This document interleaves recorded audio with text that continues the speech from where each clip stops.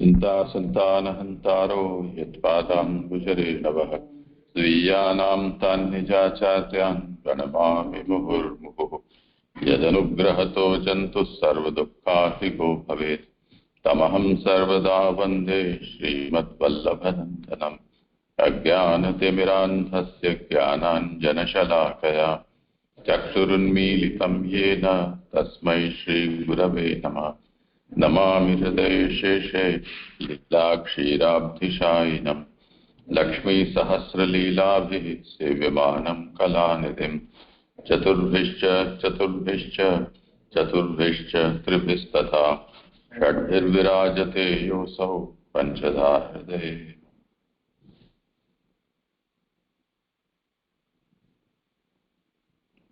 करो आरंभ।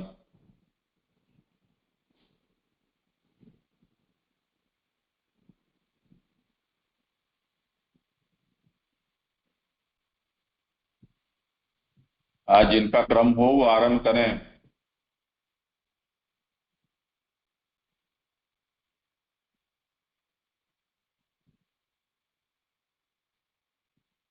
हाथ ऊंचा करें, अपनी उपस्थिति बताएं।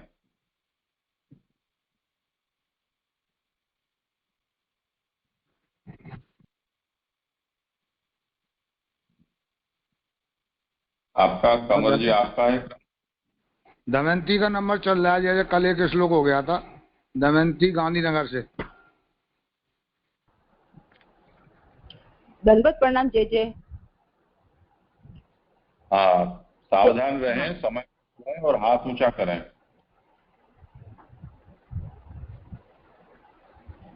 अब तक जो हमने भागवत के 3 अध्याय देखे हैं उसका सारांश। भागवत भक्ति शास्त्र। अपना हाथ ऊंचा करें। वो 3 अध्याय नहीं, अभी हमने 3 श्लोक ही देखे हैं। हाथ ऊंचा करके बोलें तो ही मुझे दिखे रहेंगे।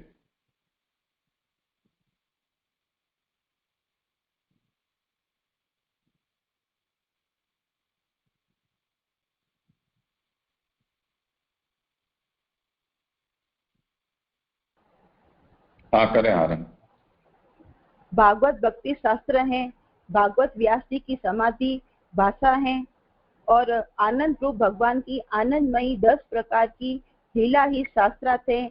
भागवत में 12 स्कंद है। चौथे स्कंद से 12 स्कंद में भगवान की 10 विध लीलाओं का वर्णन है। प्रथम स्कंद अधिकार लीला है। द्वितीय स्कंद साधन लीला, जिसमें भगवान के वांगमय अंगों का वर्णन है। इस तरह अधिकार लीला व साधन लीला गौण मानी गई है। प्रथम स्कंद के प्रथम अध्याय के प्रथम 3 श्लोक हमने देखे। प्रथम स्कंद में हीन, मध्यम, उत्तम अधिकारी का वर्णन है। प्रथम 3 अध्याय हीन अधिकारी के हैं, 4 से 6 मध्यम अधिकारी के हैं, 7 से 19 उत्तम अधिकारी के हैं। 19 अध्याय का प्रथम स्कंद है। प्रथम अध्याय में मंगलाचरण करते हुए वेद की बीज रूप गायत्री के अर्थ का वर्णन करते हैं। भागवत का प्रारंभ भी गायत्री से ही किया जाता है। जिस तरह वेद का बीज गायत्री है, उसी प्रकार भागवत बीज भी गायत्री है। प्रथम अध्याय में गायत्री के प्रथम श्लोक में गायत्री के मंत्र अनुसार विस्तृत वर्णन किया है, जो ब्रह्म ही है, गायत्री देवी नहीं है। इस तरह प्रथम श्लोक में विस्तृत वर्णन किया गया है, जो श्रवण पठन से ही समझा जा सकता है। दूसरे श्लोक में संत और भगवत भक्तों का जो कपट आदि मात्सर्य दोषों से रहित है, उसी धर्म का निरूपण किया है। धर्म में वेद का प्रमाण माना है। शास्त्र यहाँ पर सभी धर्मों का प्रतिपादन करके भागवत शास्त्र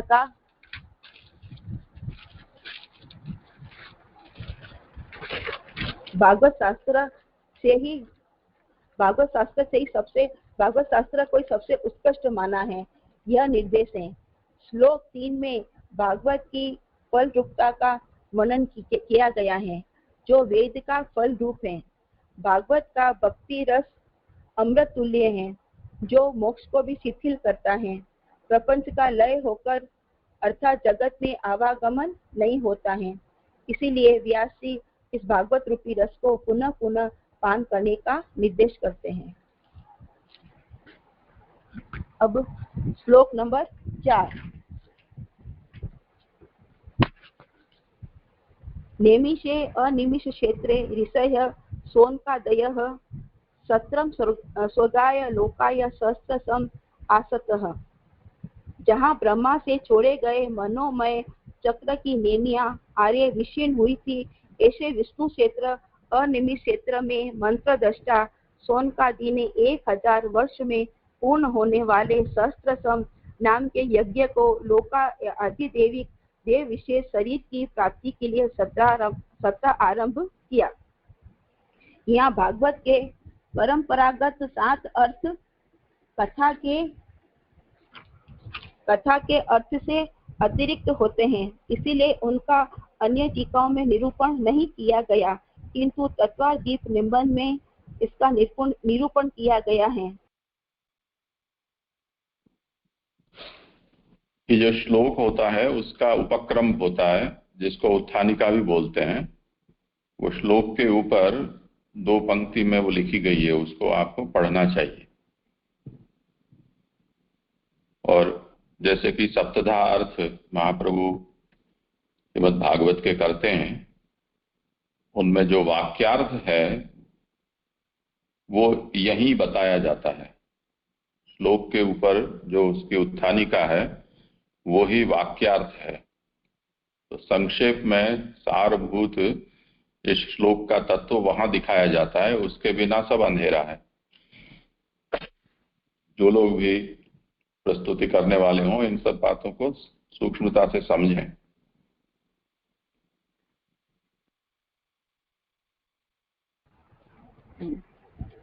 श्लोक नंबर 3 में बीज भाव गायत्री है, मध्य भाव जो वृक्ष वेद रूप है और फल रूप जो भागवत है उसका निरूपण किया है, और श्रोताओं को सावधान करके अब शास्त्र का प्रारंभ करते हैं। जो श्लोक 4। सुबोधिनी। यहाँ भागवत के परंपरागत 7 अर्थ कथा। आप शायद मेरी बात या तो आपको सुनाई नहीं दे रही है या आप समझ नहीं पा रहे हैं। चौथे श्लोक के ऊपर 2 पंक्तियां हैं, उसको आप पढ़ें।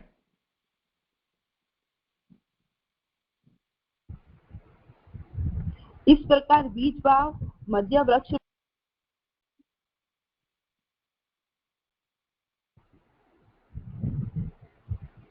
यही है ना जय। इस प्रकार बीज भाव मध्य वृक्ष भाव तथा फल रूपता का निरूपण करके सभी श्रोताओं को सावधान करके शास्त्र का प्रारंभ किया जाता है।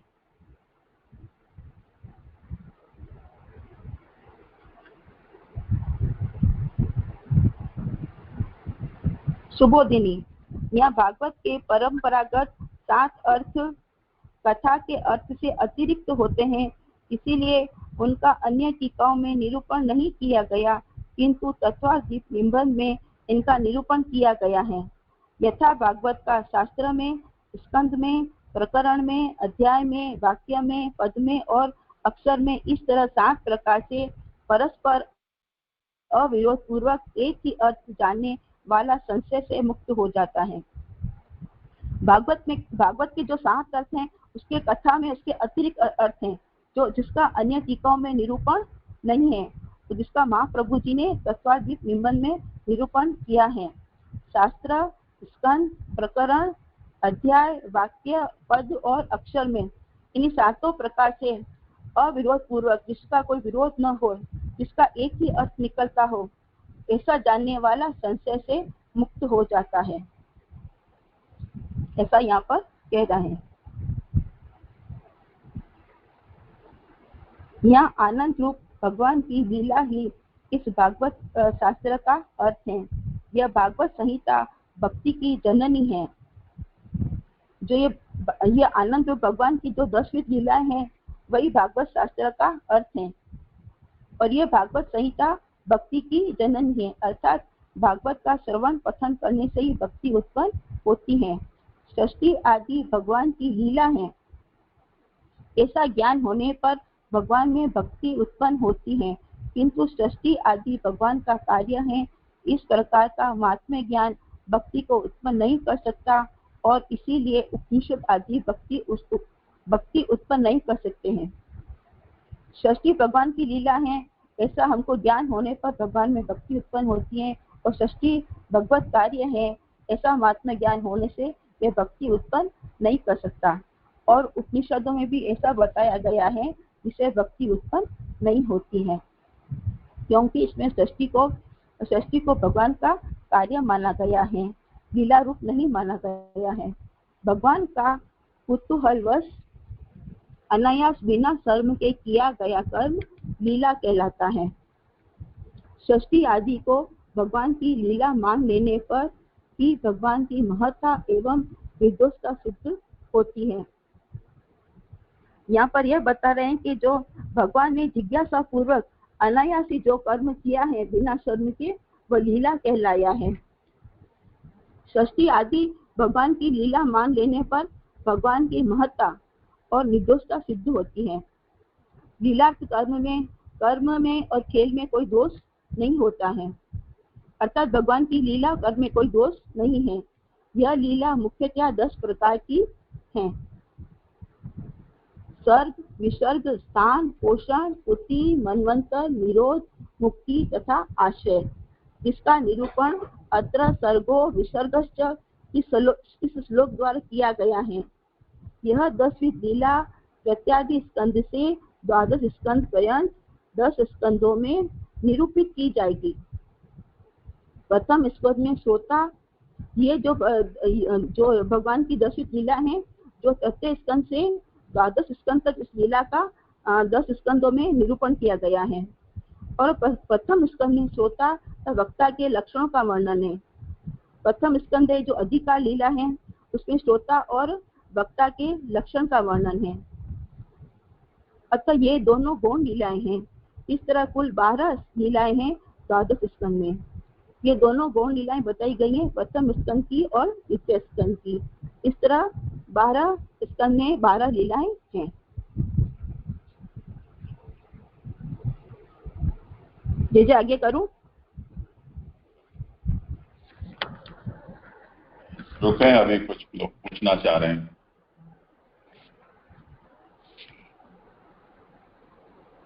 हाँ बोलो कुणाल। जी प्रणाम से। ये जो यहाँ पर स्टार्टिंग में आया ना, यहाँ भागवत के परंपरागत 7 अर्थ, तो उसमें प्रकाश में भी आचार्य आज्ञा करते हैं ना, भागवत से परंपरागत सप्तार्थ। तो क्यूरियोसिटी था कि क्या अन्य टीकाकार महाप्रभु जी से पहले भी उन्होंने भी 7 अर्थ करे थे ऐसे जो महाप्रभु जी कर रहे हैं? एक परंपरागत से मतलब तात्पर्य जो ऐसा है क्या? हाँ, भागवत पर और भी निबंध शैली से अन्य ग्रंथों की रचना हुई है और वहां भी इस दृष्टि से उसका निरूपण किया गया है। कहीं स्वतंत्र निबंध ग्रंथ नहीं है तो व्याख्याकारों ने ग्रंथ के उपक्रमतया भी इन बातों को कहा है।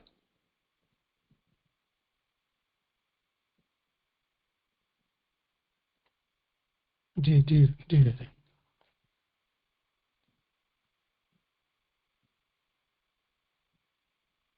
जय। हाँ बोलिए। हाँ जय। अभी इसमें प्रथम पैरा में आया है कि सृष्टि आदि भगवान का कार्य है, लीला रूप नहीं है। भगवान का कौतूहल बस अनायास श्रम बिना श्रम के किया गया कर्म लीला कहलाता है। ये यहाँ तक बात सही है, लेकिन यहाँ पर जो है अब तृतीय स्कंद से जो है सर्ग विसर्ग शुरू हो जाती है। ये भगवान की लीला है, और सर्ग विसर्ग जो है ये तो भगवान का कार्य में आना चाहिए। ये भगवान का कार्य है, यहाँ मने कर रहे हैं कार्य भगवान की लीला नहीं है। और इधर सर्ग विसर्ग 10 बजे लीला में आते हैं तो ये लीला मानी गई है। यहाँ थोड़ा सा ऐसा लग रहा है कि ये संगति ठीक नहीं बैठ पा रही। हाँ, समाधान करें।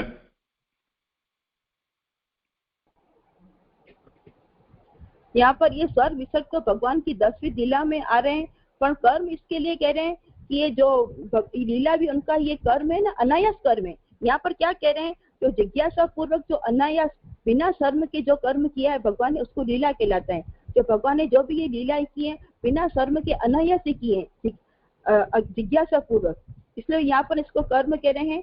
पर है भगवान की ये मुख्य 10 प्रकार की 10 विध लीलाएं हैं, जिसको आनंदमयी कही है, ऐसा मैं जानती हूँ।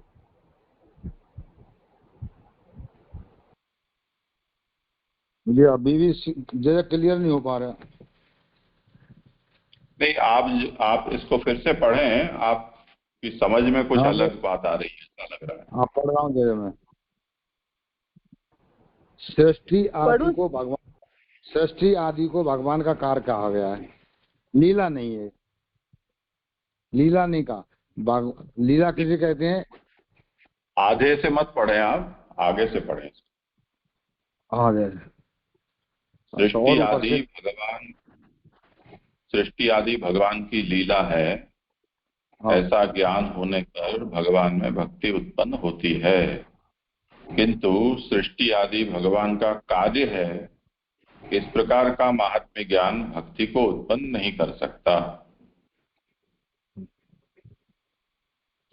और इसलिए उपनिषद आदि भक्ति उत्पन्न नहीं कर सकते, क्योंकि इनमें सृष्टि आदि को भगवान का कार्य कहा है। हाँ जी, अभी ऊपर से क्लियर हो गया जी। हेलो। अब हाँ जय, इसमें ये चीज थोड़ा सा मेरे को भी क्लियर नहीं हुई कि मतलब सृष्टि आदि भगवान का कार्य है, इस प्रकार का महात्म्य ज्ञान भक्ति को उत्पन्न नहीं कर सकता, इससे क्या समझाना चाह रहे हैं? हाँ, वो अब समझाएंगे। देखो कंवर जी, आप समझाइए।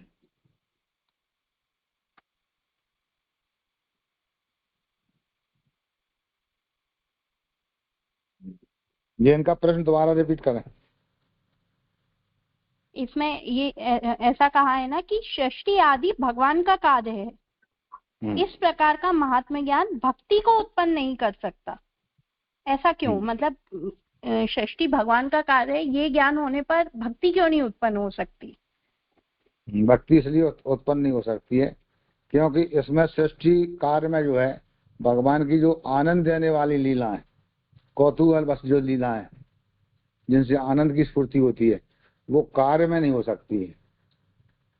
इसमें क्लियर दिया नहीं कि भगवान का कौतूहल बसता, यानी खेल खेल में भगवान को अनायास आनंद आता है, जिसमें वो ही आपको लीला मान लो महत्व ज्ञान प्रकट कर सकता है।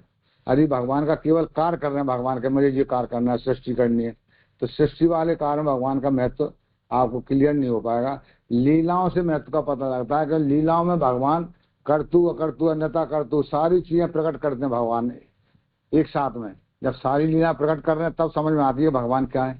यदि भगवान एक ही कार्य में लगे हैं कि सृष्टि बना रहे हैं, रच रहे हैं, तो वो तो उससे क्लियर हो नहीं पाएगा कि भगवान का महत्व कितना। हाँ, मतलब कार्य की तरह लेंगे तो भक्ति में नहीं आएगा वो। हाँ बिल्कुल बिल्कुल। हाँ ठीक है। हाँ प्रणाम जय जय। ये यद्यपि अपन श्लोकार्थ को एज इट इज ले रहे, पर यहाँ जो थोड़ा ब्रह्मा से श्लोक के अर्थ में छोड़े गए मनोमय चक्र की नेमिया विशीर्ण हुई थी, तो वो क्या प्रसंग है जय जय, उसके पे प्रकाश हो सकता क्या?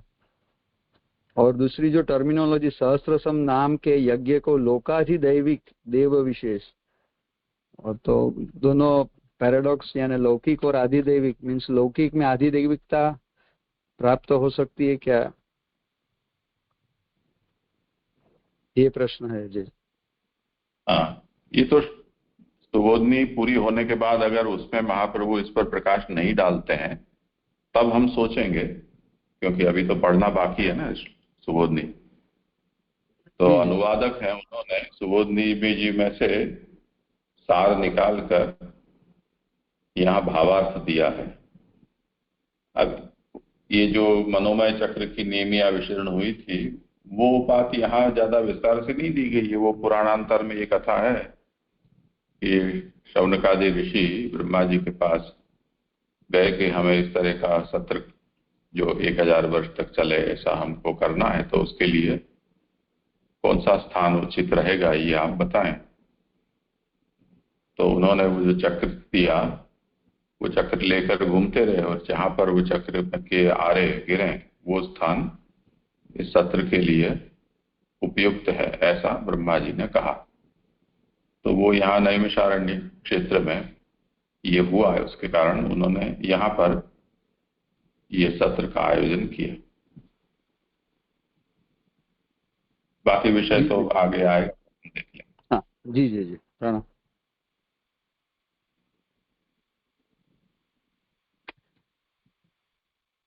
हाँ जी जी। अब जिनको कुछ कहना नहीं हो हाथ नीचे करते हैं। हाँ जी, परमानंद जी, आपको कुछ कहना है, पूछना है?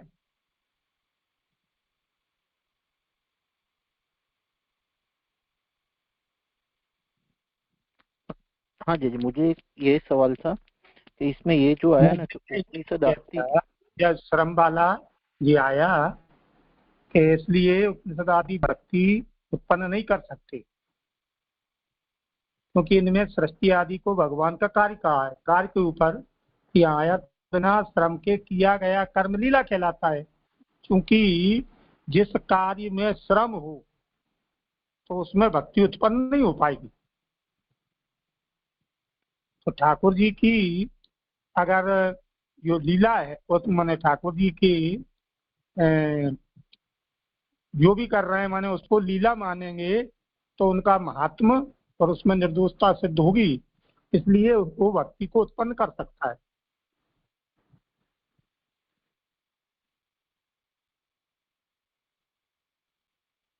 ये तो समाधान हो चुका था। हाँ, फिर भी आप बोलो राजेश, हाथ ऊंचा रखो तब, नहीं तो फिर हम आगे बढ़ेंगे। जिनको भी कुछ बोलना है, पूछना है, वो जब तक अपनी बात पूरी न हो जाए तब तक अपना हाथ ऊंचा रखें, बीच बीच में से गायब न हो जाए।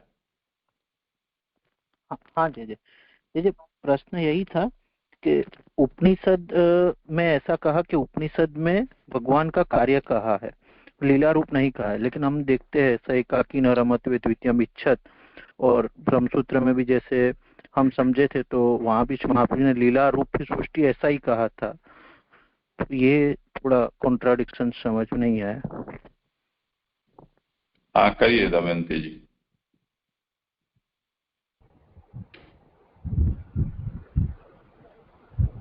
आपका प्रश्न क्या है? प्रश्न ये है कि हाँ महाप्रभु जी ने ऐसी आज्ञा करी ना कि उपनिषद आदि में सृष्टि आदि को भगवान का कार्य कहा है, लीला रूप नहीं कहा है, इसलिए उपनिषद आदि भक्ति उत्पन्न नहीं कर सकते। तो ये जो सेंटेंस है, बाकी उपनिषद में हम देखते हैं एकाकी न रमते द्वितीयम् इच्छत, और ब्रह्मसूत्र में भी जैसे राजा ने हमको पढ़ाया था कि वो लीला ही है, ऐसे श्री महाप्रभु जी वहाँ हमको समझा रहे। तो ये थोड़ा कॉन्ट्राडिक्शन आया ना, वो समझ में नहीं आया। हाँ, तो जैसे भगवान को एक से अनेक होने की इच्छा थी तो उसने वो लीला हुई, भ्रमण करने के उसने एक से अनेक हुई तो ये लीला हुई। और इसमें उपनिषद में सृष्टि, भगवान को सृष्टि का कार्य कहा है, उसमें लीला नहीं कही है। तो इसीलिए जो लीला है तो उसी से ही भगवान की, जो पहले हम अभी सुन चुके कि जो भगवान कर्तुम अकर्तुम अन्यथा कर्तुम है, तो उसी प्रकार से यह भगवान के उसमें भक्ति उत्पन्न हो सकती है। और सृष्टि में तो खाली जगत को इसका कार्य कहा है, सृष्टि को जगत को भगवान का कार्य कहा है, ये यहाँ पर लीला नहीं हुई, इसलिए इसमें यह भक्ति उत्पन्न नहीं कर सकता है, ऐसा मानना है। नहीं, थोड़ा स्पष्ट नहीं हुआ।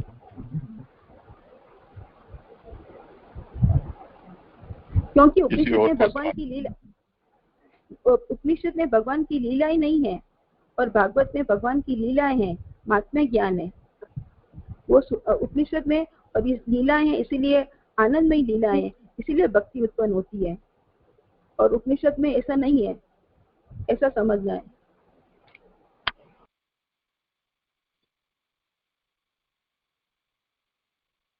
हाँ, धन्यवाद, प्रणाम जी। एक्चुअली देखा जाए तो जैसे लीला की परिभाषा देखें तो निष्प्रयोजन अनायासेन क्रियामान चेष्टा लीला। अगर कार्य मानेंगे तो फिर कुछ ना कुछ प्रयोजन हो जाएगा, और प्रयोजन रहेगा तो फिर ठाकुर जी की आत्मरमणता खंडित होंगी कार्य में, जबकि लीला में आत्मरमणता सिद्ध है। इसलिए यहाँ पर कार्य को नेगेट कर रहे हैं और लीला बता रहे हैं। परंतु ललित जी, महाप्रभु जी का ब्रह्मसूत्र में यही फाइट है ना कि जैसे शंकराचार्य जी ऐसा कह रहे हैं कि वो हम ईश्वर गण ले सगुण ईश्वर की उसको कामना होती है, तो महाप्रभु जी की वही फाइट है ना कि वो कामना नहीं है जो ईश्वर की कामना है, इसीलिए तो महाप्रभु जी ठाकुर जी की लीला कह रहे हैं। ये तो वहां भी रमन की बात है ना, लीला की बात है। वहां पे भी स एकाकी न रमते द्वितीयम इच्छते, तो वो वहां भी लीला की बात है ना कि आप लीला करना चाह रहे हैं। वही मेरा प्रश्न है, तो महाप्रभु जी यहाँ ऐसी आज्ञा क्यों कर रहे हैं कि वहां पे लीला रूप नहीं कहा?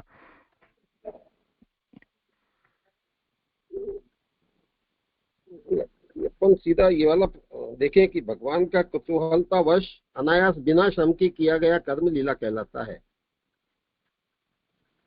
लीला और जो कार्य है दोनों की परिभाषा देखें तो ये चीज मुझे समझ में आ रही है। प्रणाम जी।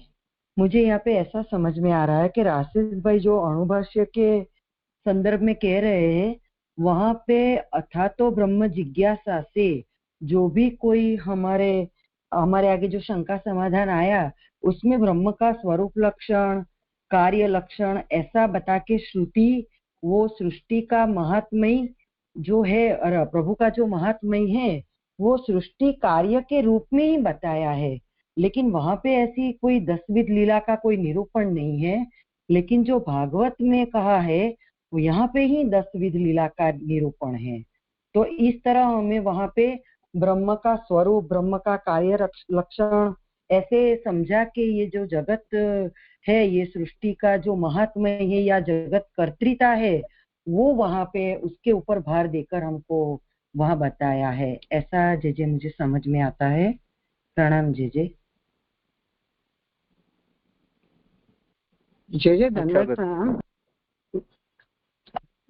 हाँ जय जो राजेश भाई कह रहे हैं, तो वहां में सृष्टि उपनिषद में सृष्टि की बात, वो जो एकाकी न रमते स्वद्वितीयम एचत जो बात है, वो जीव के लिए सृष्टि को जो चैप्टर है वहां में तो कार्य रूप ही कहो गयो है, और जो लोकवतु लीला कैवल्यम है वो तो फल प्रकरण में आ रहा है। मतलब प्रमाण प्रमेय साधन, फिर फल की जब बात आती है तब वो लोकवतु लीला कैवल्यम की बात आ रही है। मतलब सृष्टि की बात में नहीं आ रही है बात।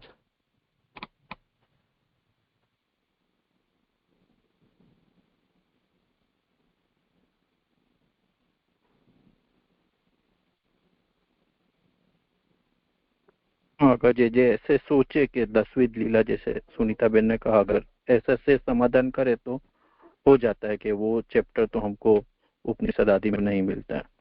अगर ऐसे ही है तो समझ सकते हैं जे। हाँ देखें अभी और कोई।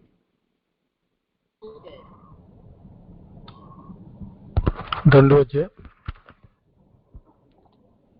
समाधान तो नहीं कह सकता हूँ, पर कुछ विचार ऐसे मन में प्रकट हो रहे हैं कि जो महात्म ज्ञान भक्ति को उत्पन्न नहीं कर सकता, तो सृष्टि की रचना का जो कार्य है और वो स्वरूप अलग है भगवान का या अलग हो सकता है, तो उस स्वरूप में भक्ति उत्पन्न नहीं हो सकती है।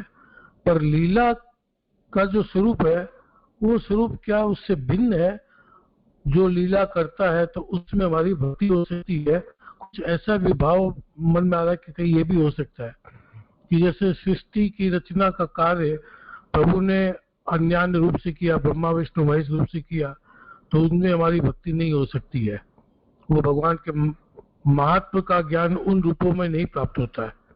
किंतु लीला वाला जो रूप है उसमें भगवान के महात्म का गुणों का ज्ञान होता है, तो उसमें भक्ति होती है। ऐसा मेरे मन में विचार आ रहा है, पता नहीं ये सही है या गलत है, या आप थोड़ा पुष्ट करें इसे। देखो ऐसा है कि जो भी विधान होते हैं, एक सामान्य नियम है, सर्वम वाक्यम सावधारणम।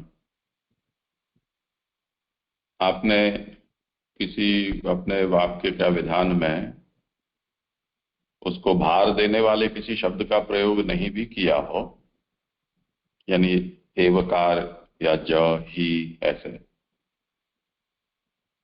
तब भी जब तक कोई दूसरा विकल्प नहीं आता है तब तक उस वाक्य को भारपूर्वक कहा गया है यही समझा जाता है।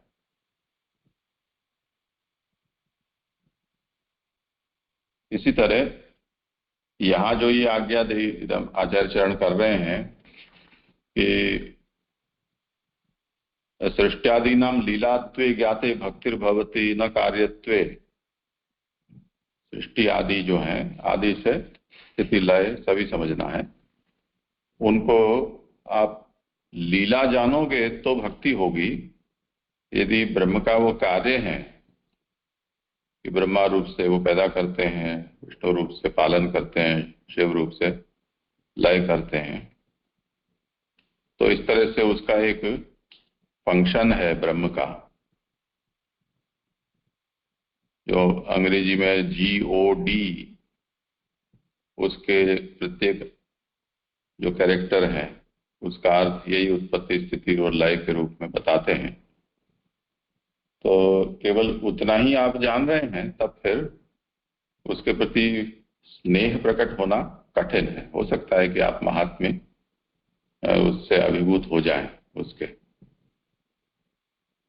अब बात यह है कि सवई नैव रे में तस्माद एकाकी न रमते स्वद्वितीय में इच्छत ततः प्रतिष्ठ पत्नी चा भवताम।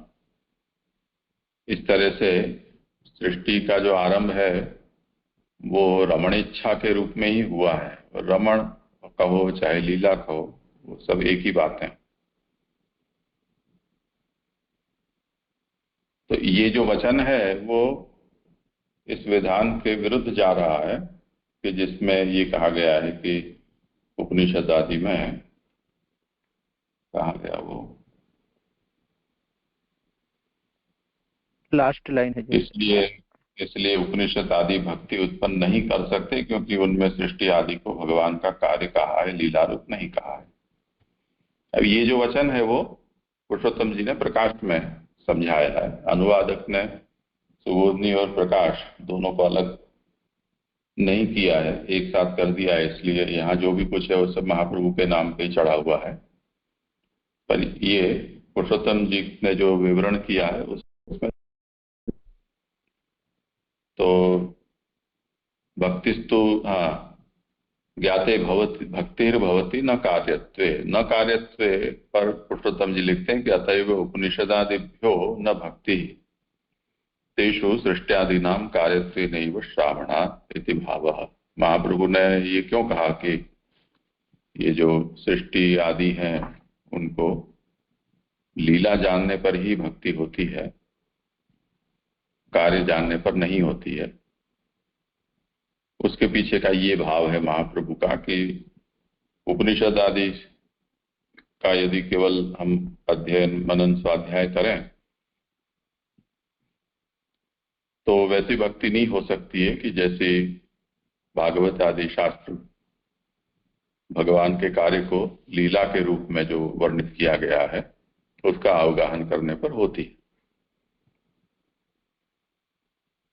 अब पुरुषोत्तम जी तो ऐसे महारथी हैं, कोई प्रमाण उनसे छुपा नहीं है। तो हम ये तो नहीं कह सकते हैं कि रासेश जो श्रुति वचन कह रहे हैं वो यहाँ ब्रह्मसूत्र में लोकवत्तु लीला कैवल्यम कहा गया है वो उनके ध्यान में न हो।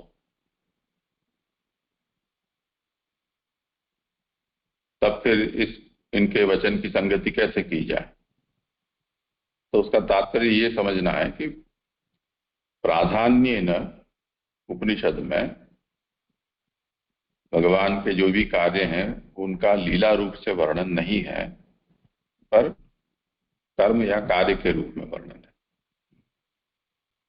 और इसी तरह प्राधान्य न भागवत आदि पुराणों में भगवान के कर्मों का लीला रूप से वर्णन है। ऐसा नहीं है कि तत्व रूप से वर्णन न हो। दोनों ही जगह दोनों बातें हैं, पर भार कहाँ पर है वहां अंतर पड़ जाता है।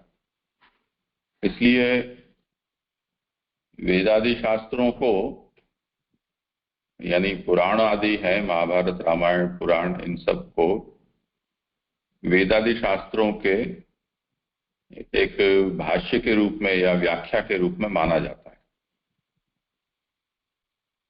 तो अब जब हम ब्रह्मसूत्र आदि का अर्थ करते हैं तब वहां पर इन पुराणों में वर्णित या श्रुतियों में वर्णित जो भी बातें हैं जो इन रहस्यों को समझाती हैं अवतार चरित्रों के द्वारा और ऐसे, उनको उन सूत्र के व्याख्यान के रूप में या भाष्य के रूप में हम ले जाते हैं, तो वो बातें साफ हो जाती हैं कि अच्छा ये इस तरह से हुआ। तो मानो कि उपनिषद की जो बातें हैं उनको जन्माद्यस्य यतः इस सूत्र से जन्म स्थिति और लय जिससे होते हैं उसको ब्रह्म तत्व कहा गया है। तो वहां केवल जन्म स्थिति और लय तीन ही बातें बताई हैं। अब उन तीनों को, जो तीन वहां कहे गए, उनको यहां 10 रूप में बताया गया है। तो सर्ग विसर्ग से लेके शुरू हो रही है, तो जन्म हो गया, स्थान पोषण उति मनवंतर ईशानुकथा, इस तरह से वो स्थिति लीला हो जाती है। निरोध मुक्ति आश्रय आदि ये सब लय की लीला है। तो वहां जो तीन में कहा गया है उनको यहाँ विस्तार से 10 रूप में समझाया गया है। बात तो वो की वो है, पर यहाँ लीला रूप में वर्णन होने से वो 3 दशविध हो गए हैं।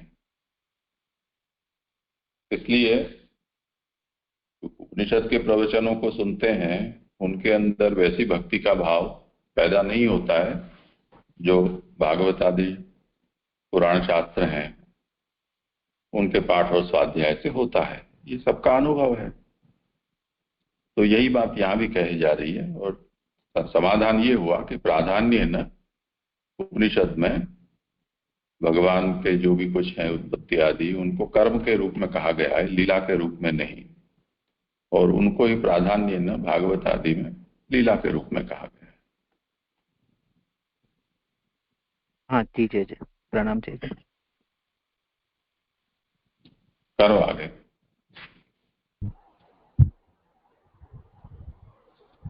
भगवान के भागवत के अर्थ को समझने में हीन अधिकारी, मध्यम अधिकारी तथा उत्तम अधिकारी के पृथक पृथक प्रकार भेद बताने के लिए यह प्रथम स्कंद में अधिकार लीला का निरूपण किया गया है। क्योंकि सभी मनुष्य एक ही प्रकार से भागवत का अर्थ नहीं समझ सकते। यहाँ पर भागवत के अर्थ को समझाने के लिए हीन, मध्यम और उत्तम अधिकारी का पृथक पृथक रूप से प्रकार भेद समझाने के लिए ही ये प्रथम स्कंद अधिकार लीला का निरूपण है। क्योंकि सभी मनुष्य भागवत का अर्थ नहीं समझ सकते हैं, अलग प्रकार से समझते हैं। हीन अधिकारी सूत और शौनक से जाना गया भागवत आज एक प्रकार का है, तो मध्यम अधिकारी नारद और व्यास ने इस अर्थ को दूसरे ही प्रकार से जाना तथा उत्तम अधिकारी सुख और परीक्षित ने इसी का अर्थ तृतीय उत्तम प्रकार से समझा। इस तरह भागवत में 3 प्रकार के अधिकारियों का निरूपण होने से यह प्रतीत होता है कि इसके अर्थ बोध का अधिकार अनुसार फलित होगा। तो यहाँ पर ये बता रहे हैं कि जिसका जैसा अधिकार होगा उसी को उसी प्रकार से भागवत का अर्थ का ज्ञान होगा। जैसे जो सूत और शौनक थे वो हीन अधिकारी थे, भागवत का अर्थ उनको उसी प्रकार से मतलब मालूम पड़ा। और जो मध्यम अधिकारी नारद और व्यास थे उन्होंने भागवत को उसी प्रकार जाना। जो उत्तम अधिकारी सुख और परीक्षित थे उन्होंने इसका अर्थ उसी प्रकार से उत्तम प्रकार से जाना। यहाँ पर इसको उसके सभी को अपने अधिकार के अनुसार ही फल फलित होता है।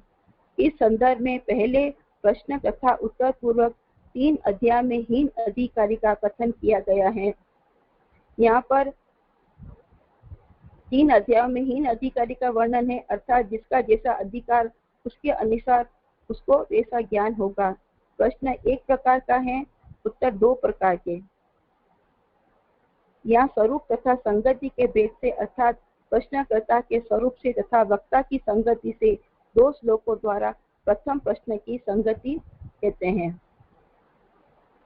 यहाँ पर ये बता रहे हैं कि भाई प्रथम 3 अध्यायों में हीन अधिकारी का वर्णन है और जिसका जैसा अधिकार है उसको उसी प्रकार से उसका ज्ञान होगा। और यहाँ पर 1 प्रकार का प्रश्न है, उत्तर 2 प्रकार के हैं, अर्थात जिसका यहाँ पर स्वरूप और संगति के हिसाब से प्रश्नकर्ता का अधिकार बताया गया है। 2 श्लोकों द्वारा प्रथम प्रश्न की संगति कहते हैं। इसमें जो 2 श्लोक हैं वो प्रथम प्रश्न की संगति है, ऐसा समझा रहे हैं।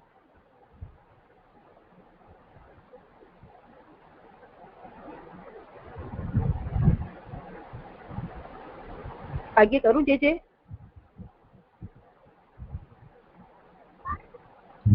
आप कोई पूछ रहा है?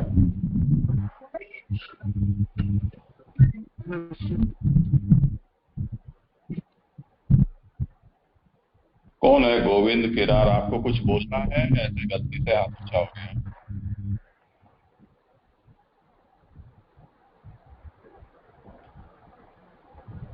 जय धन्यवाद, हम दूषण बात करूंगे। हाँ बोलिए। ये यहाँ पे ऐसा रहा है, 1 प्रकार का प्रश्न होता है, उत्तर 2 प्रकार के होते हैं। यहाँ स्वरूप तथा संगति के भेद से अर्थात प्रश्नकर्ता के स्वरूप से तथा व्यक्ति के संगति से 2 श्लोकों का द्वारा प्रथम प्रश्न का संगति कहते हैं। ये कैसे हुआ? जब समझ में आया ये।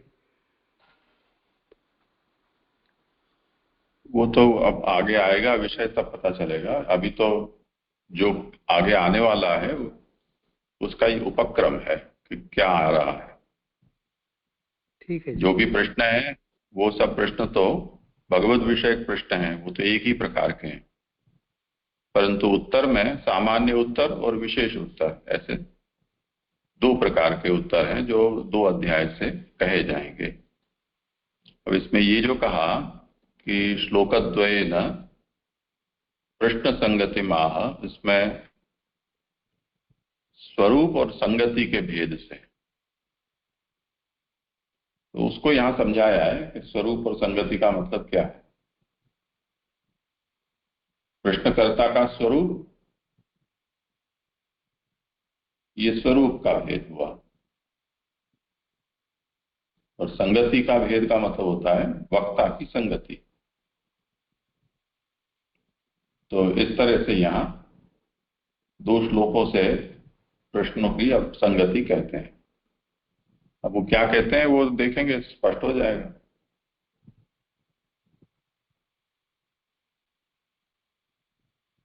करें आगे। नेमी से इत्यादि द्वारा स्वरूप के विषय में कहा गया है, अर्थात जिस क्षेत्र में यह भागवत सत्र प्रारंभ हो रहा है उसका स्वरूप कैसा है। वह कहते हैं जो व्यक्ति पुण्य क्षेत्र में यज्ञ आदि से परिशुद्ध हैं तथा जिनमें यज्ञ रूप भगवान का आवेश है, वे भगवत विषयक प्रश्न में स्वरूपतः अधिकारी अर्थात प्रथमहीन अधिकारी हैं। यहाँ पर यह बता रहे हैं कि नेमिष इत्यादि जो क्षेत्र हैं उनका स्वरूप कैसा है। तो यहाँ वो कहते हैं कि जो व्यक्ति इस नेमिष क्षेत्र में पुण्य के क्षेत्र है उसमें यज्ञ आदि से शुद्ध है और जिसमें भगवान का आवेश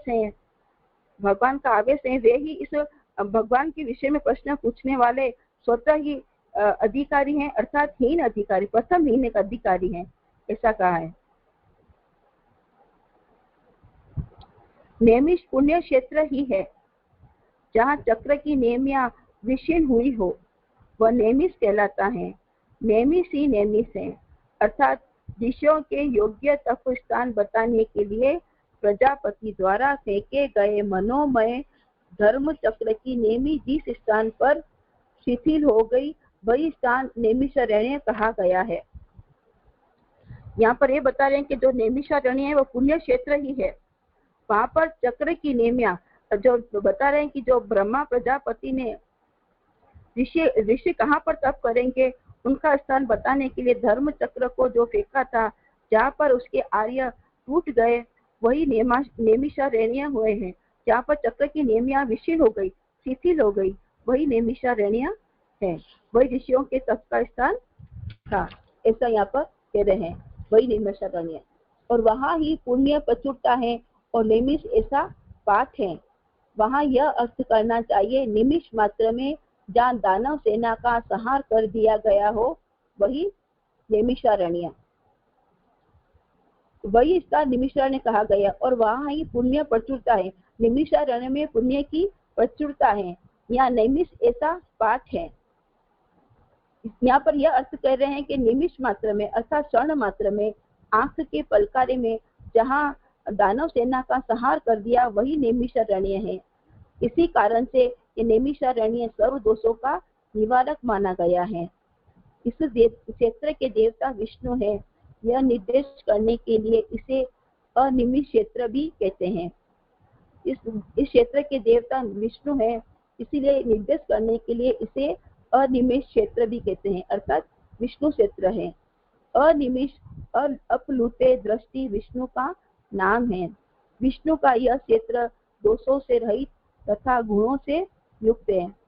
ये विष्णु का क्षेत्र दोषों से रहित और गुणों से युक्त है। यहाँ ऋषियों की परंपरा में सुप्रसिद्ध सोनकादि मंत्र दृष्टा ऋषि हुए। इन ऋषियों ने सहस्त्रसम नामक सत्र को प्रारंभ किया।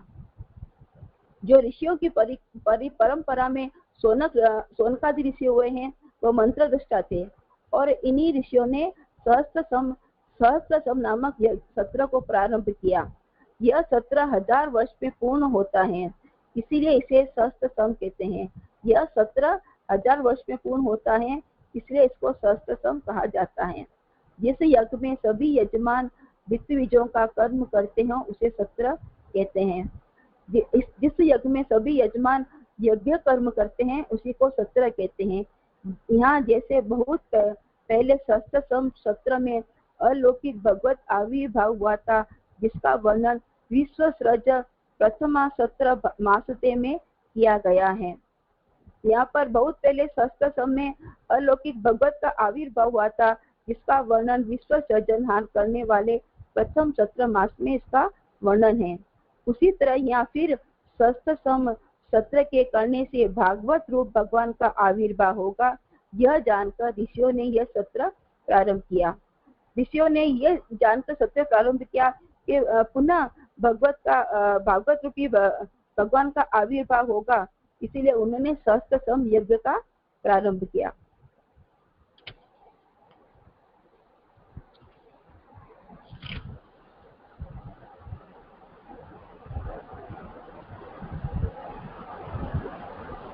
जय आगे करूं? हाँ करो।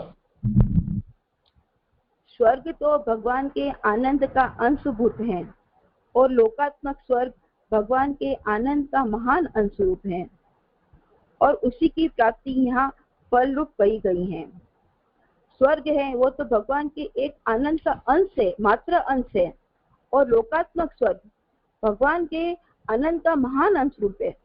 जो लोकात्मक स्वर्ग है वो भगवान के आनंद का बहुत बड़ा अंश है और उसी की प्राप्ति को यहाँ फल रूप कहा गया है। अन्य टीकाकारों ने यहाँ विष्णु लोक की प्राप्ति को फल माना है। उन्होंने श्लोकपत स्वर्गाय लोकाय का अर्थ विष्णु लोक किया है। स्वर्गीयते इति स्वर्गायो विष्णु स च असो लोकश्च इति विष्णु लोक, अर्थात जिसकी प्रशस्ति स्वर्ग में की जाती है उसी को स्वर्गीय विष्णु कहते हैं। अब यहाँ पर यह कह रहे हैं कि उसी को फल रूप माना है, लोकात्मक स्वर्ग को, और अन्य टीकाकार हैं उन्होंने विष्णु लोक को इसकी प्राप्ति का फल माना है। उन्होंने श्लोकोत हाथ ऊंचा करके पीछे ही बोले।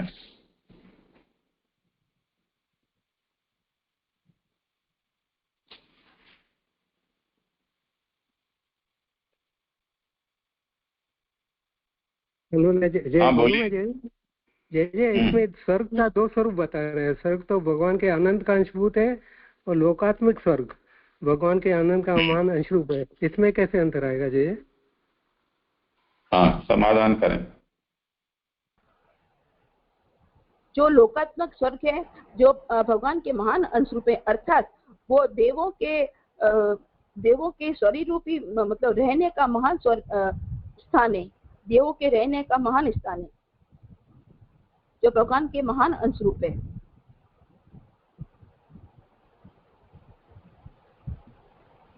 एक स्वर्ग है, ये लोकात्मक स्वर्ग है। स्वर्ग का दो स्वरूप बता रहे हैं, एक तो भगवान का आनंद का अंशभूत है और लोकात्मक स्वरूप भगवान के आनंद का महान अंश रूप है। इसमें बताइए आप फर्क।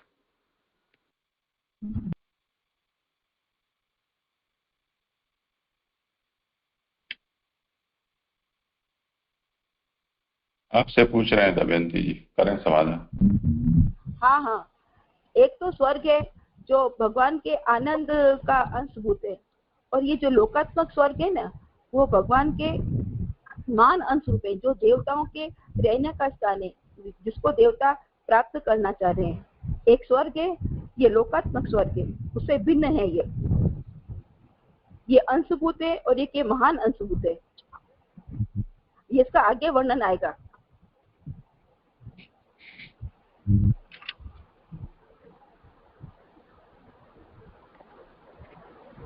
थोड़ा आप स्पष्ट करिए।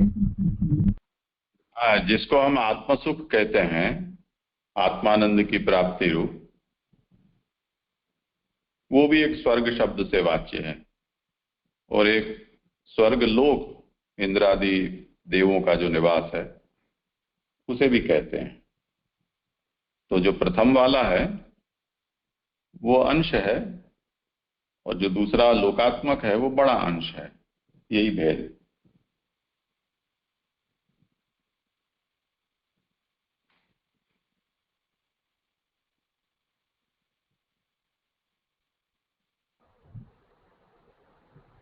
आपका समाधान हो गया? हाँ जी, जय हो गया। हाँ, तो आगे बढ़े। अन्य टीकाकारों ने यहाँ विष्णु लोक की प्राप्ति को फल माना है। उन्होंने श्लोक स्वर्गाय लोकाय का अर्थ भी विष्णु लोक ही किया है। स्वर्गीयते इति स्वर्गीय विष्णु स च असो लोकस्य इति विष्णु लोक, अर्थात जिसकी प्रशंसा स्वर्ग में की जाती हो वही उसी को स्वर्गीय विष्णु कहते हैं। तद अनुसार स्वर्गाय लोकाय का अर्थ विष्णु लोक हुआ। स्वर्गीय लोकाय का अर्थ भी विष्णु लोक ही हुआ। इस अर्थ से सुबोधिनी का सम्मत नहीं है, अर्थात यहाँ पर श्री महाप्रभु जी सम्मत नहीं है, क्योंकि यह अर्थ किया जाए तो श्रुति से विरोध आता है। इस अर्थ से श्रुति में विरोध आता है। सुवर्गाय वा एतानि लोका हुयन्ते, यहाँ सुवर्गाय स्वर्गाय का अर्थ है भगवत आनंद रूप नित्य आत्म सुख। इसी नित्य आत्म सुख के लिए सुवर्गाय इन इंद्रादि लोक प्राप्ति की कामनाओं का तथा अन्य विसर्जनी द्रव्यों का होम होता है। अब यहाँ पर यह बता रहे हैं कि जो ये लोकात्मक जो स्वर्ग है, जो भगवत का आनंद रूप नित्य सुख है, इसी आत्मा सुख की प्राप्ति के लिए, कामनाओं के लिए जो विसर्जनी जो यज्ञों में होम किया जाता है, कामनाओं का उसका होम होता है। क्योंकि इंद्रादि लोक में केवल सुख नहीं है, वह सुख वहाँ ईर्ष्या, अभिमान आदि दुखांत भावों से युक्त है तथा सहिष्णु अस्थिर है। तो यहाँ पर ये बता रहे हैं कि इंद्रादि जो लोक हैं वहाँ केवल सुख ही नहीं है, पर सुख के साथ में वहाँ पर ईर्ष्या, अभिमान, दुखांती भाव अर्थात ये कामनाओं जैसी दुखी भाव हैं, उनसे युक्त है तथा ये अस्थिर है। सहिष्णु है, ये अस्थिर है, जिससे और ये श्रुति का भी निर्णय यही है। देव भय और गीता में भी भगवान ने यही बताया है कि ब्रह्मलोक पहुंचने के पश्चात भी पुण्यों के क्षीण होने पर मनुष्य को पुनः मृत्यु लोक में आना पड़ता है। इसीलिए यह सहिष्णु है, अस्थिर है, और श्रुति का भी यही निर्णय है। देव भय वे स्वर्गो लोक स्त्री भवतः, देवताओं के लिए स्वर्ग लोक अर्थात सुख विशेष शरीर से युक्त देव विशेष लोक रूप स्वर्ग तिरोहित हो गया। इसलिए ग्रह विमान आदि होते हुए भी उनको देवताओं को सुख नहीं मिला। यहाँ पर ये कह रहे हैं कि उनको वो स्वर्ग लोक प्राप्त होने के बाद भी, लोकात्मक स्वर्ग प्राप्त होने के बाद भी जो अस्थिर है, सबको सुख मिलने के बाद भी उनको वो सुख प्राप्त नहीं मिला, देवताओं को सुख नहीं मिला और वो तिरोहित हो गया। उनके पुण्यक्षय होने पर वो तिरोहित हो गया, ऐसा बता रहे हैं।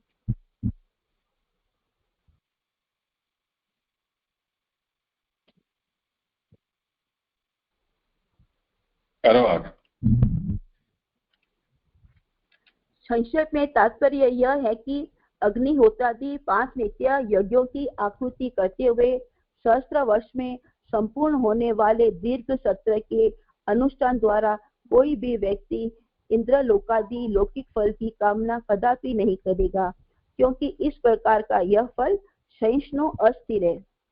यहाँ पर यह बता रहे हैं कि जो अग्निहोत्रादि जो 5 नित्य यज्ञ किए जाते हैं, उनको सहस्त्र वर्ष में पूर्ण करने पर भी कोई भी व्यक्ति जो अस्थिर सुख है इंद्र लोकादि वगैरह, उन फलों की कामना कभी भी नहीं करेगा, क्योंकि यह प्रकार का फल अस्थिर है, सहिष्णु है। अतः इस प्रकार के नित्य यज्ञ का कोई अलौकिक फल होना चाहिए और रसात्मक भागवत रूप भगवान के आविर्भाव से अतिरिक्त अन्य और कौन सा अलौकिक नित्य तथा अक्षय फल हो सकता है। यहाँ पर ये बताना चाह रहे कि इस प्रकार की जो नित्य यज्ञ हो उसका कोई अलौकिक ही फल होगा। जो रसात्मक भागवत रूप है भगवान के आविर्भाव से, भागवत रूपी भगवान के आविर्भाव से अन्य कौन सा अलौकिक फल होगा। जो नित्य है अक्षय फल, अक्षय फल अर्थात जो कभी नाश न होने वाला हो, जिसका कभी नाश न हो, ये ऐसा फल है। अतः यहाँ इसी नित्य आत्म सुख रूप फल की सिद्धि के लिए अर्थात भगवद आनंद के महान अंशरूप लोकात्मक स्वर्ग फल के लिए ऋषियों ने इस सुदीर्घ एवं नित्य सत्र का प्रारंभ किया है, विष्णु लोक की प्राप्ति के लिए नहीं। यहाँ पर नित्य आत्म सुख रूप फल की सिद्धि के लिए भगवान का महान अंशरूप अतः महान अंश लोकात्मक स्वर्ग की लेकिन जो ऋषियों ने ये सुदीर्घ नित्य सत्र का प्रारंभ किया है, मतलब भगवान की प्राप्ति के लिए उन्होंने ये सत्र प्रारंभ किया है, न कि विष्णु लोक की प्राप्ति के लिए। वेद में जहाँ जहाँ यज्ञ किया ऐसा मंत्र आता है, वहाँ वहाँ क्र करना धातु की जगह आस धातु का प्रयोग किया जाता है। वेद में जहाँ जहाँ भी कुछ यज्ञ किया या कर्म किया जाता है उस मंत्र में क्र धातु का प्रयोग होता है, पर यहाँ पर आस धातु का प्रयोग किया जाता है। सत्र में सर्वत्र कृतवाची आसति का प्रयोग होता है। सत्र में सभी जगह जो कर्म किया जाता है उसके लिए आसति का प्रयोग होता है, अर्थात उसको करना होता है। यहाँ आस धातु का अर्थ है करना। इस प्रयोग के द्वारा ऋषियों का स्वरूप उत्कर्ष बताया गया है। मतलब जो यहाँ पर ऋषि यज्ञ कर्म कर रहे हैं, इस प्रयोग के द्वारा ऋषियों का उत्कर्ष बता रहे हैं। ऐसा यहाँ पर ऋषियों का उत्कर्ष बताया गया है। यहाँ पर ये 4था श्लोक पूर्ण हुआ। इसमें जो अंतिम जो अभी आपने पढ़ा, वेद में जहाँ जहाँ यज्ञ किया ऐसा मंत्र आता है, ये तो सुबोधनी का अंश है, परंतु उसके पहले का जो पैराग्राफ है वो अनुवादक ने अपनी समझ को स्पष्ट किया है। तो वो न तो श्री पुरुषोत्तम जी का है और न महाप्रभु का सुबोधनी का अंश है, उसे अलग समझना चाहिए।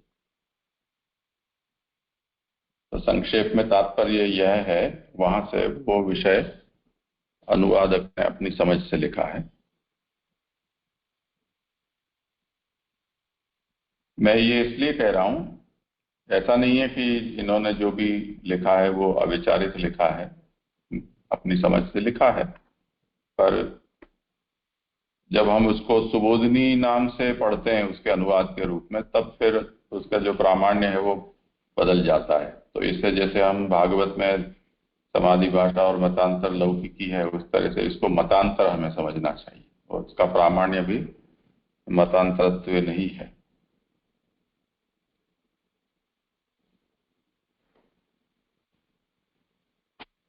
ये राहुल जी कौन है, उनको कुछ कहना है?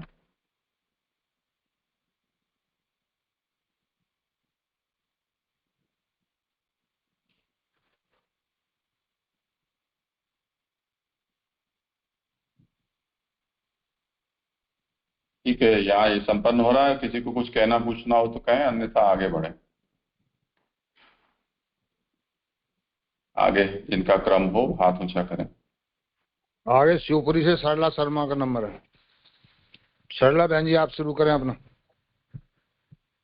श्लोक क्रमांक 5। दंडवत प्रणाम जय। हाँ करो। अभी हाँ वक्ता की संगति कहते हैं।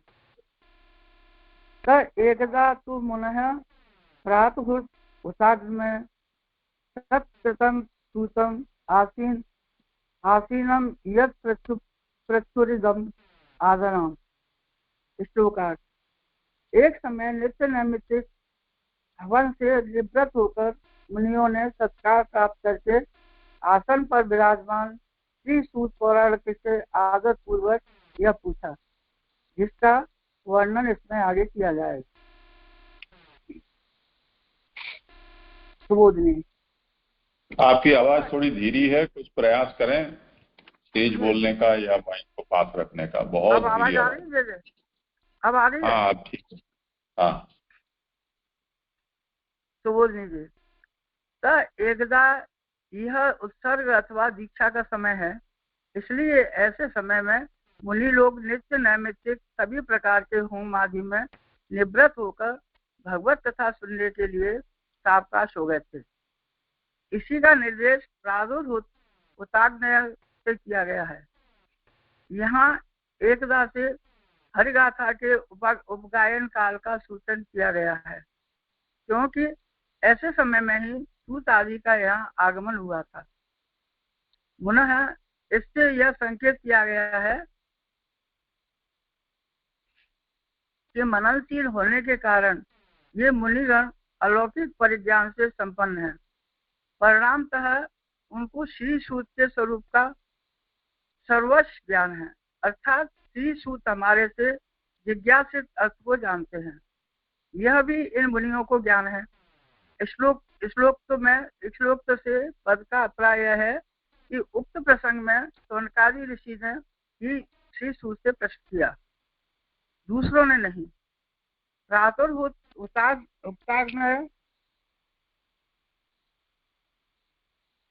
थोड़ा थोड़ा समझाते जाएं और पीछे आगे बढ़ें।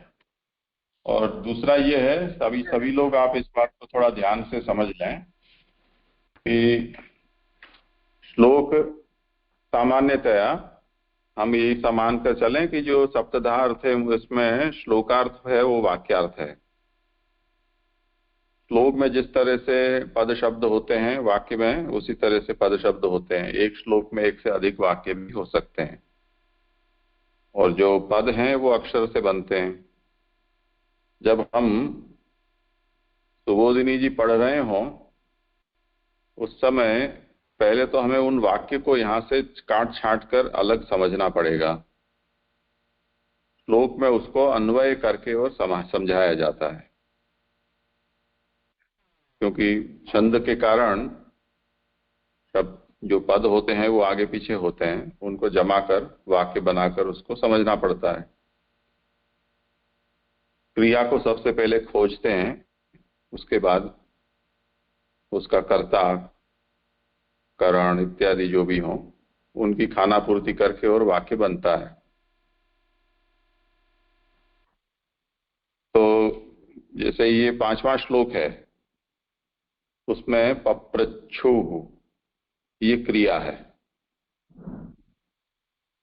पप्रच्छु का मतलब होता है पूछा। अब पूछना एक क्रिया है, तो उस क्रिया का कर्ता कौन है वो हम खोजना पड़ेगा। तो किसने पूछा? मुनियों ने पूछा। तो मुनयः पप्रच्छु, अब मुनियों ने कब पूछा, मुनियों की क्या स्थिति थी, तो उसका वर्णन आता है एकदा। कौन से दिन, ऐसा कोई निश्चित उसका समय नहीं है। जैसे महाप्रभु श्रावण से अमले पक्ष एकादशी महानिशि में काल आदि का निर्देश करते हैं, ऐसे यहाँ नहीं है। यहाँ केवल एक बखार, एक बार, एक वक्त, समटाइम्स, इस तरह से। एक दिन कब पूछा, तो प्रातः होता होताग्नयः मुनयः। मुनि कौन सी अवस्था में थे कि जब उन्होंने प्रातः काल में जो होम आदि करने थे वो कर चुके थे। तो त एकदा तु मुनयः प्रातः हुत हुताग्नयः। मुनियों ने प्रातः काल में अग्नि में हवन आदि करके फिर क्या किया, अप्रच्छो, पूछा। किससे पूछा, तो सूतम, सूत से पूछा। किस तरह से पूछा, आदरात पप्रच्छो, आदर पूर्वक पूछा। सूत किस अवस्था में थे, आसीनम सूतम पप्रच्छो, बैठे हुए सूत को पूछा। बैठे हुए भी कैसे, सत्कृतम आसीनम सूतम पप्रच्छो, यानी जिनका सत्कार किया गया था पूर्व में और उसके बाद उनको आसन देकर बैठाया गया था, ऐसे सूत जी को मुनियों ने एक दिन प्रातः काल में होम में हवन करने के बाद पूछा। क्या पूछा, इदम पप्रच्छो, ये पूछा। अब ये क्या पूछा वो आगे कहा जाएगा। ये इस तरह से ये वाक्य बना। अब इन वाक्यों में जो भी शब्द हैं उनको एक के बाद एक समझाया जाएगा, जिसको यहां महाप्रभु वाक्यार्थ के बाद शब्दार्थ कहते हैं, और इसी तरह अक्षरार्थ। तब अब हम जब सुबोधनी पढ़ें तब हमें ये लक्ष्य में रखना चाहिए कि हम अभी जो विवेचन है वो कौन से अंश का विवेचन चल रहा है। तो जैसे जो नक्शे को देखते हैं, आजकल तो डिजिटल फोन में आ जाता है नक्शा, उसमें जब हम जूम इन करते हैं, बड़ा बड़ा करते जाते हैं, तब हमारा जो वाहन चल रहा है वो जितने 2-4-5 किलोमीटर जितना हिस्सा सड़क का उसमें दिखता है। तो यूं समझो कि वो अक्षर और पदार्थ है, पर उसमें हमें पूरा चित्र नहीं दिखाई देता है। जो विहंगावलोकन जिसको कहते हैं, पक्षी को जैसे दिखता है ऊपर से, वो हमें उस समय दिखाई नहीं देता है। उसके लिए हमें उस स्क्रीन को थोड़ी छोटी करनी पड़ती है, नक्शे को छोटा बनाना पड़ता है, यानी उससे दूरी बढ़ानी पड़ती है। तब हमें आसपास का गांव, खेत, कोई तालाब हो, नदी हो, या आगे आने वाले कोई भीड़ भाड़ वाला एरिया, ये सब हमें दिखाई देता है। ये वाक्य हुआ। तो एक बार हमें वाक्यार्थ स्पष्ट हो जाना चाहिए, वाक्य क्या है। वाक्य स्पष्ट हो गया, उसके बाद जब जब भी वो शब्दार्थ समझा रहे हैं आचार्य चरण, तब हमें वो कौन से वाक्य का अंश है उसे ध्यान में लेना चाहिए।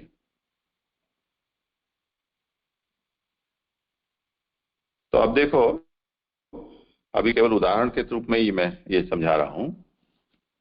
इत्ता एकदा इति, तो मतलब ते, ये बहुवचन है। वे लोग यानी शौनक आदि सब मुनिगण, बहुत लोग थे। वो एक दिन, अब दिन का यहाँ संदर्भ महाप्रभु कहते हैं कि एकदा का मतलब क्या होता है कि उत्सर्ग कालो अयम, दीक्षा कालो वा। ये दिन ऐसा होगा या तो उत्सर्ग का काल होगा या दीक्षा का काल होगा। दीक्षा का काल मतलब होता है जिस दिन वो यज्ञ दीक्षा ली जाती है। इसी तरह उत्सर्ग भी एक विधि होती है यज्ञांत में की जाने वाली, वो या तो उत्सर्ग का काल होगा या दीक्षा का काल होगा। ऐसा महाप्रभु के अंतःकरण की प्रतीति है। जिस तरह से यहां पूरा वर्णन प्राप्त हो रहा है उससे, तो एक दिन यानी जिस दिन शौनकादि मुनि यज्ञ का उत्सर्ग काल था उस समय, अथवा तो यज्ञ की दीक्षा का काल था उस समय, अब क्या स्थिति में थे? प्रातर्हुत हुताग्नय, समय सुबह का था। नित्य नैमित्तिक सर्व होमान कृत्वा, अब ये एक दिन प्रातः काल में नित्य नैमित्तिक हवन से निवृत्त होकर उसका विधान कर रहे हैं। अब नित्य नैमित्तिक कर्म से निवृत्त होकर, ये नित्य नैमित्तिक मूल में नहीं है। मूल में तो केवल इतना ही कहा है, प्रातर हुत हुताग्नय। अब हुत हुताग्नय में से नित्य नैमित्तिक कहां से आया? तो कई प्रकार के जो श्रौत दीक्षा जो लेते हैं वैदिकी यज्ञ परंपरा में जो होते हैं, उनके कई प्रकार के यज्ञ होते हैं, कई प्रकार की आहुतियां होती हैं जो नित्य भी दी जाती हैं और नैमित्तिक भी दी जाती हैं। उन सब होमों को करने के बाद भगवत कथा श्रवणे सावकाशा जाता। अब उनको भगवत कथा के श्रवण में के लिए बिल्कुल ही अनुकूलता हो चुकी थी, एकदम फ्री थे वो। इस बात को प्रातर्हुत हुताग्नय इस शब्द से कहा गया है। तो एक दिन प्रातर्हुत हुताग्नय मुनय सूतम पप्रच्छु। अब उसमें एकदा इति हरिगाथोपगायन कालः उक्तः। एकदा जो पद है उससे हरिगाथा के उपगान का ये काल है, ऐसा यहां प्रतीत होता है, क्योंकि तदैव सूतादीनाम आगमनम। ये यज्ञ आदि कर्म होते हैं, श्रौत यज्ञ, उनमें द्विजों के अतिरिक्त और किसी का प्रवेश वर्जित होता है। तो द्विज से अतिरिक्त यानी ब्राह्मण, क्षत्रिय और वैश्य जिनका उपनयन संस्कार हुआ हो, उनको छोड़कर और किसी वर्ण के या वर्ण संकर या जो सूत आदि जैसे हीन जन्म वाले हैं, ऐसे लोगों का यज्ञ स्थल पर आना वर्जित माना जाता है। पर जब ये सब कुछ कर्म संपन्न हो जाता है और ऋत्विक लोग सब निवृत्त होकर बैठकर भगवत गुणगान करते होते हैं, उस समय उनको आने की छूट होती है। इसीलिए सूत जी उस समय यज्ञ स्थल पर आ पाए, अन्यथा सूत जी को बाहर खड़ा रहना पड़ता, उनका भीतर प्रवेश वर्जित होता, क्योंकि वो वर्ण संकर थे। तो ये एकदा पद से हरिगाथोपगायन कालः उक्तः, ये यहां से निकला है। इसी तरह ये शौनकादियों के लिए मुनयः इस पद का प्रयोग किया गया है। नित्य नैमित्तिक कर्मों से निवृत्त होकर हरिगाथोपगायन काल में मुनिगण, मुनिगण क्यों कहा? जो थे उनके नाम ही दे देते, वो इसलिए नहीं दिया कि मुनि में एक गूढ़ार्थ है, जो यहाँ होने वाली जो घटना है उसमें वो ध्वनित हो रहा है कि मुनिगण होते हैं, मननशील जो होता है वो मुनि कहा जाता है, मननात् मुनिरुच्यते। और मननशील से उनके अंदर ऐसे अलौकिक ज्ञान का सामर्थ्य भी है कि जिससे उनको ये भनक उनको पड़ गई थी कि ये एक ऐसा सुअवसर है कि जिसमें सूत जी का आना होगा। तो अलौकिक परिज्ञानम उक्तम मुनयः, इस पद से ये न सूत परिज्ञानम भवति।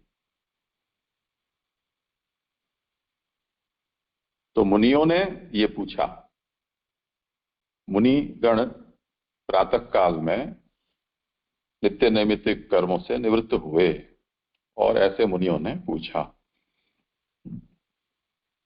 तो इस तरह से हमें श्लोकार्थ और श्लोक में आने वाले जो पदार्थ हैं उनको जूम इन और जूम आउट करके और कहना पड़ेगा, तब वो पूरी बात हमको समझ में आएगी। तो इस तरह से अब आप थोड़ा प्रयत्न करें, आगे जिन लोगों का क्रम है वो भी इस बात को ध्यान में रखें और श्लोक के अन्वय को भी देखें।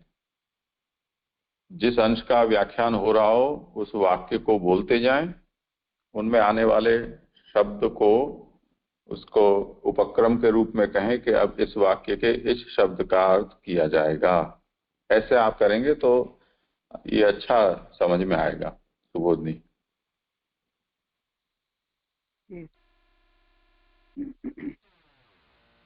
उन्हीं अग्नियों में फिर हवन इस श्लोक पंक्ति में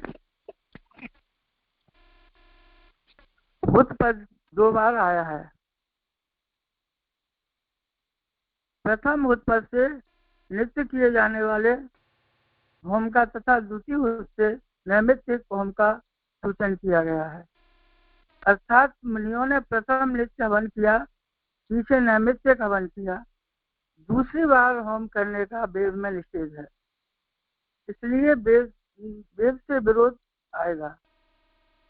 यहाँ ऐसी शंका अनुचित है क्योंकि श्लोक में तो अव्यय द्वारा पूर्वात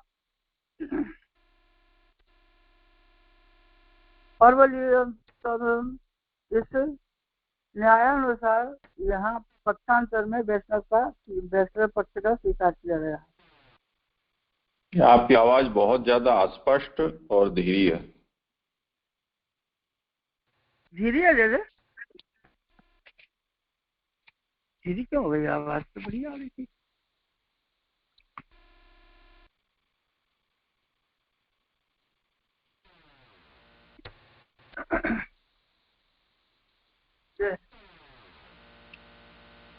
आप करें आगे। प्रथम नित्य हवन किया,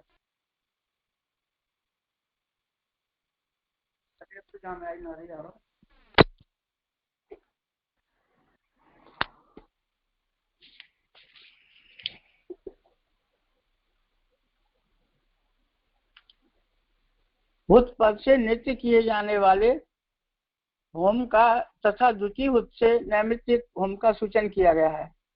अर्थात मुनियों ने प्रथम नित्य हवन किया, पीछे नैमित्तिक हवन किया, दूसरी बार होम करने का वेद में निषेध है, इसलिए वेद से विरोध आएगा। यहाँ ऐसी शंका अनुचित है क्योंकि श्लोक में अब जरा से आ रही आवाज? हाँ, बहुत अच्छी आ रही है। तो इसमें ये बताया गया जरा कि पहले नित्य हम तो हो गया था, उसके बाद नैमित्तिक होम द्वारा से क्यों किया गया था? मुनियों ने ये प्रथम नित्य हवन किया था, पीछे नैमित्तिक हवन किया, दूसरी बार होम करने का वेद में निषेध है, इसलिए वेद से विरोध आएगा। यहाँ ऐसी शंका अनुचित है क्योंकि श्लोक में तो अव्यय द्वारा पूर्वात पर्वतनीय इस न्यायानुसार यहाँ पक्षांतर में वैष्णव पक्ष का स्वीकार किया गया है। हम पक्षांतर को स्वीकार करने में ये मुनिजन मनन कर सके, यही एकमात्र कारण है।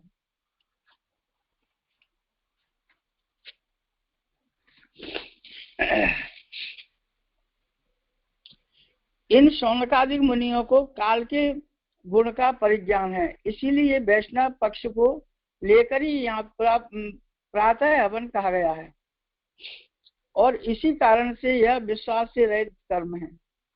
इस प्रकार अग्रिम प्रसंग में कहेंगे।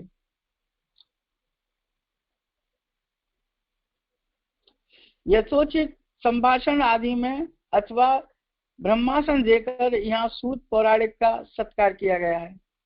सत्कृतम, श्री सूत पौराणिक है, आपका नाम उग्रश्रवा है। पौराणिक सूत्र ही ब्राह्मणों की सभा में बैठ सकते हैं। इनकी अतिरिक्त अन्य क्षत्र धर्मोपजीवी वैश्य वृत्ति करने वाले सूत वहां नहीं बैठ सकते। और यह सूत पौराणिक खड़े ही रहे तो तसल्लुम तत्सुलभ व्यग्रता आदि होने पर ही कथा में, हरि कथा में न्यून भाव होगा। इसके निराकार भी वह बैठे हुए हैं। आसीनम भगवत कथा सका, भगवत कथा रस का अभिनिवेश सभी में होने का कारण मैं पहले पूछूं इस प्रकार की स्पर्धा के कारण सभी ने श्री सूत से प्रश्न किया।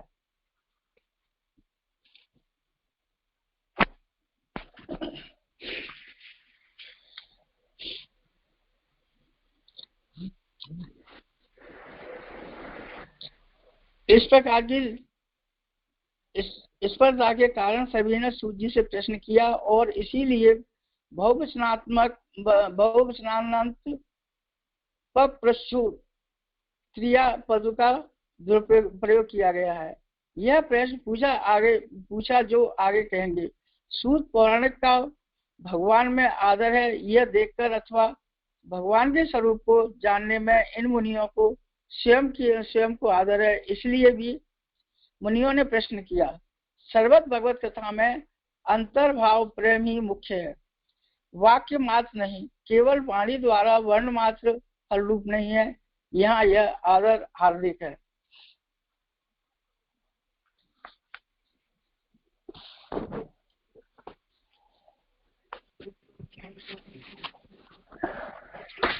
जय इसमें एक प्रश्न था। अच्छा, ये जैसे ऊपर जो एक न्याय आया पूर्वात पर बलियस्वम, इस न्याय के अनुसार ये इस न्याय को मतलब परिभाषित हम नहीं समझ पाए, ये कौन सा न्याय किस तरह का है, जैसे इसको समझा। हाँ सर, कौन है? सरला जी हैं जी। जय आपसे प्रश्न।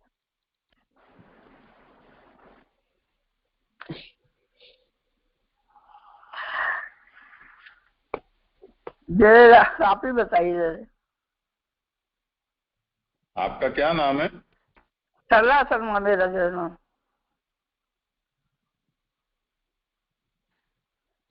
अच्छा, और किसी को समाधान करना हो इस प्रश्न का?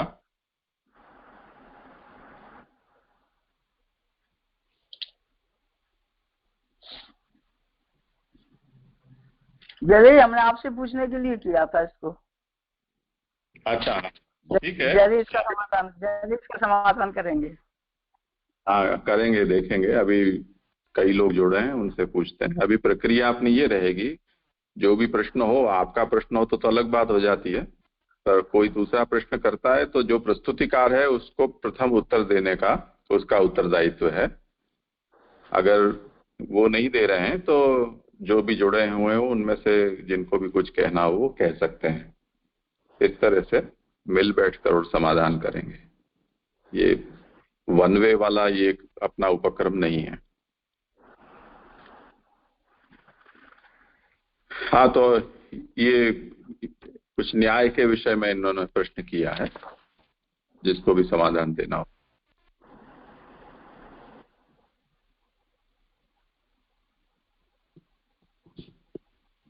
पूर्वात परबलीयस्त्व न्यायेन वैष्णव पक्ष स्वीकारात इत्यर्थः।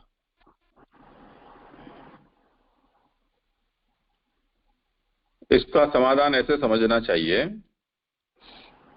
कि जब यहाँ ये कहा गया कि एक ही होम में दोबारा होम नहीं करना चाहिए, तो ऐसा इन्होंने क्यों किया? तो सबसे पहली बात यह है कि ये मुनि हैं और इनको आगे पीछे का ज्ञान है अपने तपोबल से,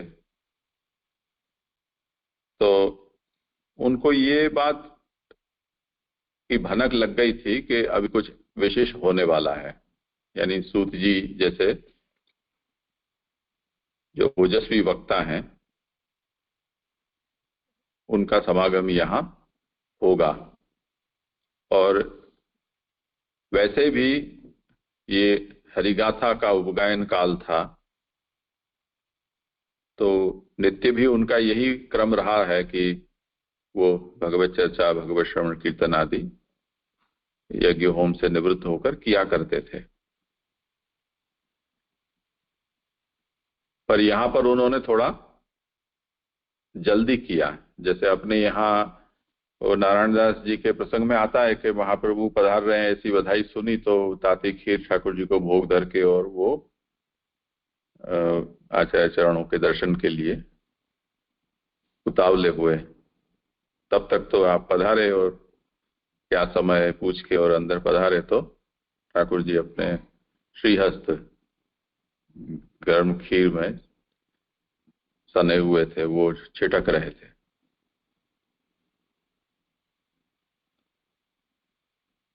अब दामोदर दास जी को या उनको पूछते तो कहते कि दान बढ़ो के दाता बढ़ो। अब इन्होंने ऐसा कहा नहीं, पर जो किया उससे तो यही पता चलता है कि उनका मनोभाव भी ऐसा ही था। अन्यथा ठाकुर जी को परिश्रम देकर और गुरु को मिलने जाना, ऐसा तो कोई गुरु सिखाता नहीं है। तो सभी के अंदर कुछ ऐसे गौण मुख्य भाव होते हैं, कहीं कहीं अत्यादर हो जाने के कारण ऐसा व्यवहार भी हो जाता है। तो शास्त्र में भी इस बात को कहा गया है, महाप्रभु आगे भी सुबोधनी में ये बात कई बार आएंगी कि अंतरंग और बहिरंग का निर्णय कैसे किया जाए, कौन सा धर्म अंतरंग है, कौन सा बहिरंग है। तो जो ठाकुर जी की लीला में यज्ञ पत्नियों का प्रसंग आता है, वहां ये देखा गया कि ब्राह्मणों को जो यज्ञ कर रहे थे ये कहा कि कृष्ण बलराम आए, उनको भूख लगी है, तो उन्होंने उनका तिरस्कार किया। और यज्ञ पत्नियों ने यज्ञ के लिए जो सामग्री थी उसको ठाकुर जी को आरोगाने के लिए लेकर आ गई। ये वैष्णव पक्ष हुआ।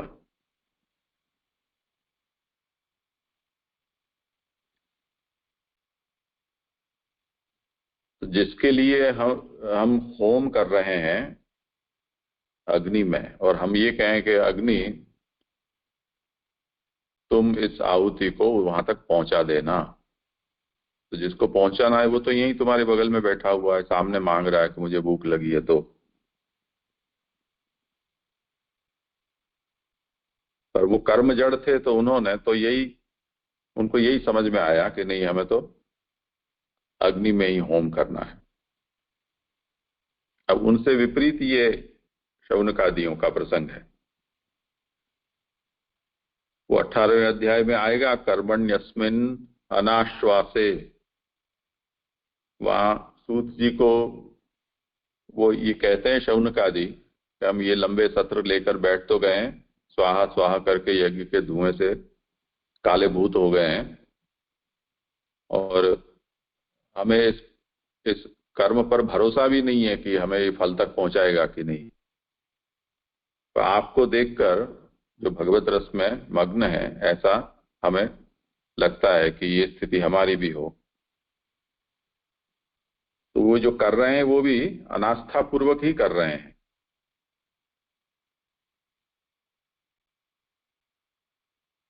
इसलिए मन से तो इनको ये पता है कि ये जो भी धर्म है वो वर्णाश्रम की मर्यादा से प्राप्त हुए हैं और जो भी कुछ परिस्थिति है, कलिका प्रवेश होने वाला है,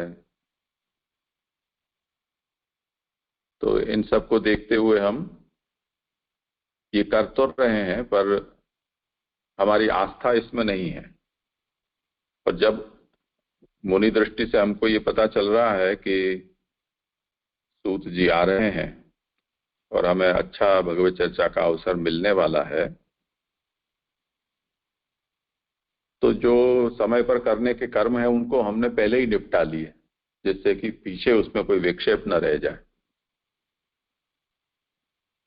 तो पूर्वात पर बलीयस्तम, ये न्याय हुआ, पूर्व से पर बलवान होता है। तो पूर्व में यहाँ पर श्रौत धर्म है और पर में यहाँ पर वैष्णव धर्म है। तो श्रौत धर्म की तुलना में वैष्णव धर्म बलवत्तर है।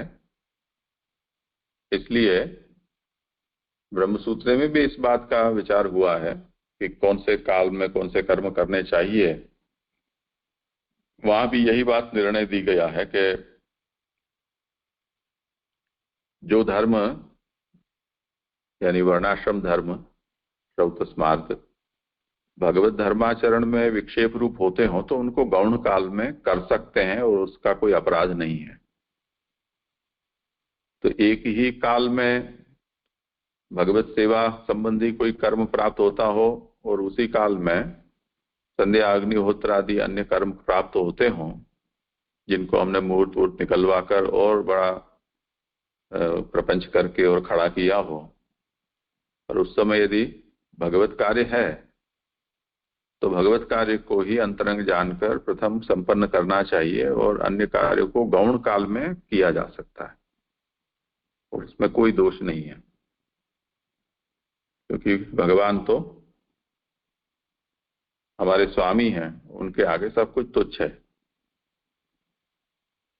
तो इस आशय से यहाँ ये कहा गया है कि पूर्वात पर बलीयस्त, ये न्याय है।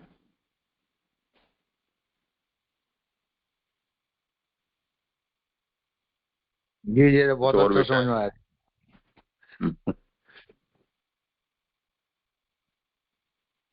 और किसी को कुछ कहना पूछना है? एक प्रश्न है कि यहाँ पे वो नित्य यहाँ पे आया है कि उन्होंने पहले नित्य हवन किया, पीछे नैमित्तिक हवन किया, जैसे आपने अभी समझाया जैसे। तो यहाँ पे एक प्रश्न होता है, ये तो ये जो हवन जो लेके यानी जो सत्र लेके बैठे हैं वो तो वैदिक सत्र है और नित्य होम कर चुके, तो फिर नैमित्तिक होम करने की क्या आवश्यकता थी? तो ये उन्होंने जो नैमित्तिक वो वैष्णव से यानी कैसे जोड़ा, वो नहीं समझ में आया। जो 1000 वर्ष चले तो वो तो चलो अभी वो कर रहे हैं, वो होम होने के बाद फिर वापस नैमित्तिक करने की क्या आवश्यकता थी, वो नहीं समझ में आया। नहीं, ऐसा नहीं है। जैसे नित्य का मतलब जो हर रोज करना है वो नित्य कहा जाता है। नैमित्तिक तो निमित्ते सति नैमित्तिकानुसरणम, ये न्याय है। निमित्त होने पर नैमित्तिक कर्म किया जाता है। तो जैसे हम प्रतिदिन मानो कि हमें तर्पण करते हैं, पितृ तर्पण प्रतिदिन किया जाना चाहिए, ऋषियों का तर्पण प्रतिदिन किया जाना चाहिए, देवों का भी तर्पण प्रतिदिन किया जाना चाहिए।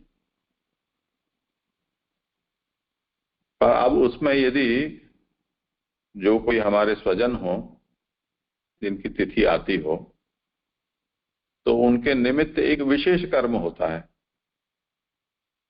तो वो विशेष कर्म करने पर ऐसा नहीं है कि नित्य कर्म कैंसिल हो जाता है। वो नित्य कर्म होने के बाद फिर नैमित्तिक होता है। अपने यहाँ जैसे हम सेवा प्रकार में इसका उदाहरण लें तो ठाकुर जी जब अन्नकूट होता है तो बहुत सामग्री अंगीकार करते हैं। अब जो समय का हिसाब हम देखें तो मंगल भोग आए हैं, उसके बाद यदि गोपी वल्लभ भोग आते हो तो गोपी वल्लभ भोग, ग्वाल भोग, उसके बाद राजभोग, उसके बाद गोवर्धन पूजा में पधारेंगे, वहां डबरा भोग और पुनवारा भोग आरोगेंगे, और पीछे घर पाछे पधारेंगे और पीछे अन्नकूट भोग आएंगे। अब इतना अन्नकूट ठाकुर जी आरोगने ही वाले हैं, और आधे पौने घंटे या घंटे के अंतर में राजभोग धरने की क्या तुक है?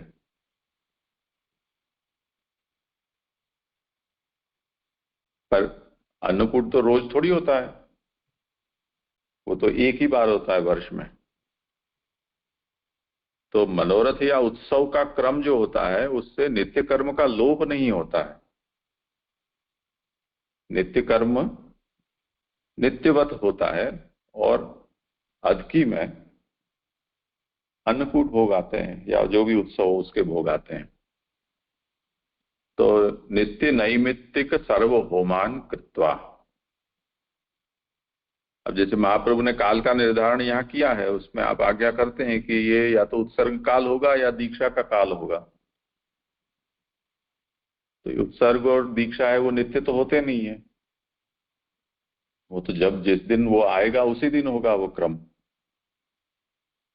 तो नित्य कर्म किया, उसके बाद दीक्षा के अंगभूत कोई होम होते हों या उत्सर्ग के अंगभूत कुछ होम होते हों, वो भी उन्होंने कर लिए, ये तात्पर्य है।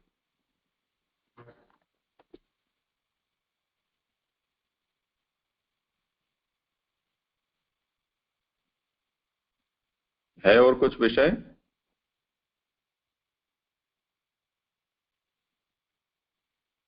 जैसे इससे संबंधित थोड़ा सा एक प्रश्न था मेरा। अभी मतलब इससे थोड़ा सा हट गया, जा रहा तो नहीं। अन्नकूट के बारे में आपसे ने बताया, अब मर्यादा मार्ग में लोग अन्नकूट जो है महीने भर तक चलाते रहते हैं। शुरू हो गया अभी अभी नया कार्यक्रम। हमारे पुष्टि मार्ग के लोग भी जो है 10-15 दिन तक उसको हम नहीं मना पाए अन्नकूट के दिन, तो चलो 10 दिन बाद 8 दिन बाद मना लेते हैं। आज लोग ऐसा करने लगे, ये जैसे कुछ समझ में नहीं आया मेरी में, ये क्या है? ये अब सुबोधनी की मर्यादा से बाहर निकलते जा रहे हैं। करेंगे, ऐसा करो आप। ठीक है, पूछा है तो बोल दे रहा हूं कि अपने यहाँ ठाकुर जी सप्तमी तक गोवर्धन धारण उद्धरण की जो लीला है वो चलती है। तो कभी किसी प्रतिकूलतावश उस दिन हम उस क्रम को न पहुंच पाए, तब वो सप्तमी पर्यंत में उसको हम पहुंचे तो वो लीला के क्रम में आ जाता है, क्योंकि तब तक आपने गिरिराज पर्वत को धारण करके आप ठाड़े हैं, और इंद्र जब शरण आया है वो सप्तमी के दिन फिर से वही ठाकुर जी अन्नकूट के श्रृंगार धरते हैं, और इंद्रमान भंग के पद होकर और पीछे वो लीला का क्रम संपन्न होता है। तो इतनी मर्यादा में यदि वो उत्सव हो जाता है तो ठीक है। पीछे तो रीत का रायता है, ऐसा समझना चाहिए। वो मूड नहीं रहता है ना अपना, न ठाकुर जी का।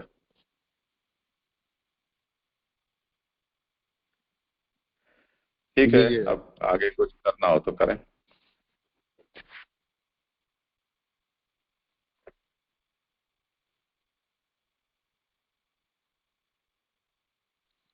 आगे का श्लोक किसका है? इनका ही है, सरला बहन जी का ही है। बहन जी पढ़ो आगे। आवाज आ रही है क्या मेरी? हाँ, आ रही है। भगवान के सद्गुण है, इसी कारण भगवान के विषय में यह 6 प्रश्न किए गए हैं। इस प्रकार से प्रश्न करने के लिए प्रथम 3 श्लोकों द्वारा वक्ता का अभिनंदन किया गया है।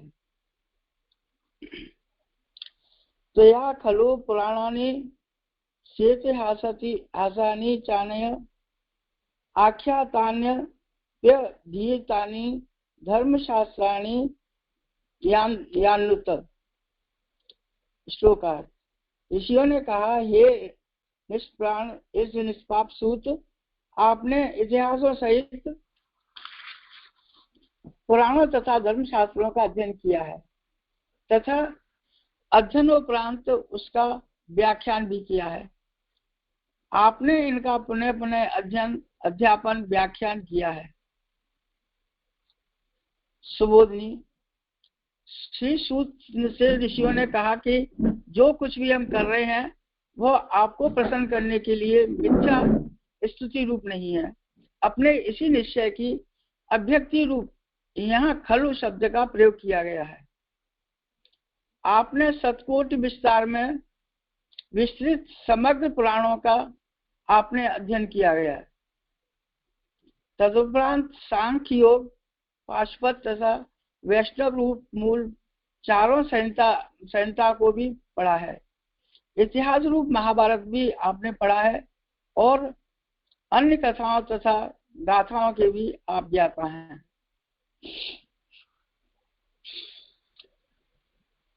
जैसे यहाँ पे ये जो शतकोटि विस्तार में विस्तृत समग्र पुराणों का आपने अध्ययन किया है, इसमें शतकोटि से मतलब ब्रज का विस्तार है क्या? इसमें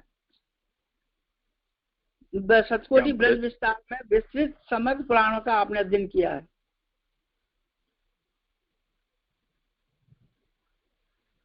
मैं आप समझा नहीं, क्या ब्रज क्या बोल रहे हो आप? इसमें जो आपने शतकोटि विस्तार में विस्तृत समग्र पुराणों का आपने अध्ययन किया है। शतकोटि से मतलब यहाँ पे शतकोटि विस्तार से मतलब क्या है? जैसे हाँ, शत का मतलब 100, कोटि का मतलब करोड़, तो 100 करोड़ श्लोकों में विस्तृत समग्र पुराण, ऐसा जी। ये प्रचलित जो पुराण है वो तो व्यास जी ने वेदों की तरह पुराणों को भी विभक्त किया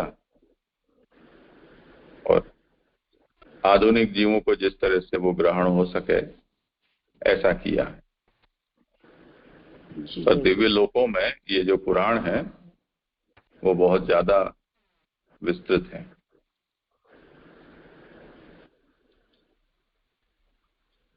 बोलू चले तदुपरांत कोई पूछ रहा है? पूछना किसी को? ये राम प्रकाश जी कुछ पूछना चाह रहे हैं, आपने हाथ ऊंचा किया है, बोलें। नहीं, जरा ये जेरो तो चेरो साथ में ये कहो चाह रहे हो। मैं समझा नहीं क्या? जय जी, छठवां सातवां मेरा था। छठा सातवां आपका था? हाँ। अब ये आप कहाँ हो? मुरैना हो? हाँ जी। अब ये तो मुझे पता नहीं किसने बांटे हैं श्लोक। आप कर लें फैसला मिलजुल। चलो ठीक है, आप कर लो भैया। नहीं चलो आप जैसी जैसे आज्ञा होगी वैसा कर लो।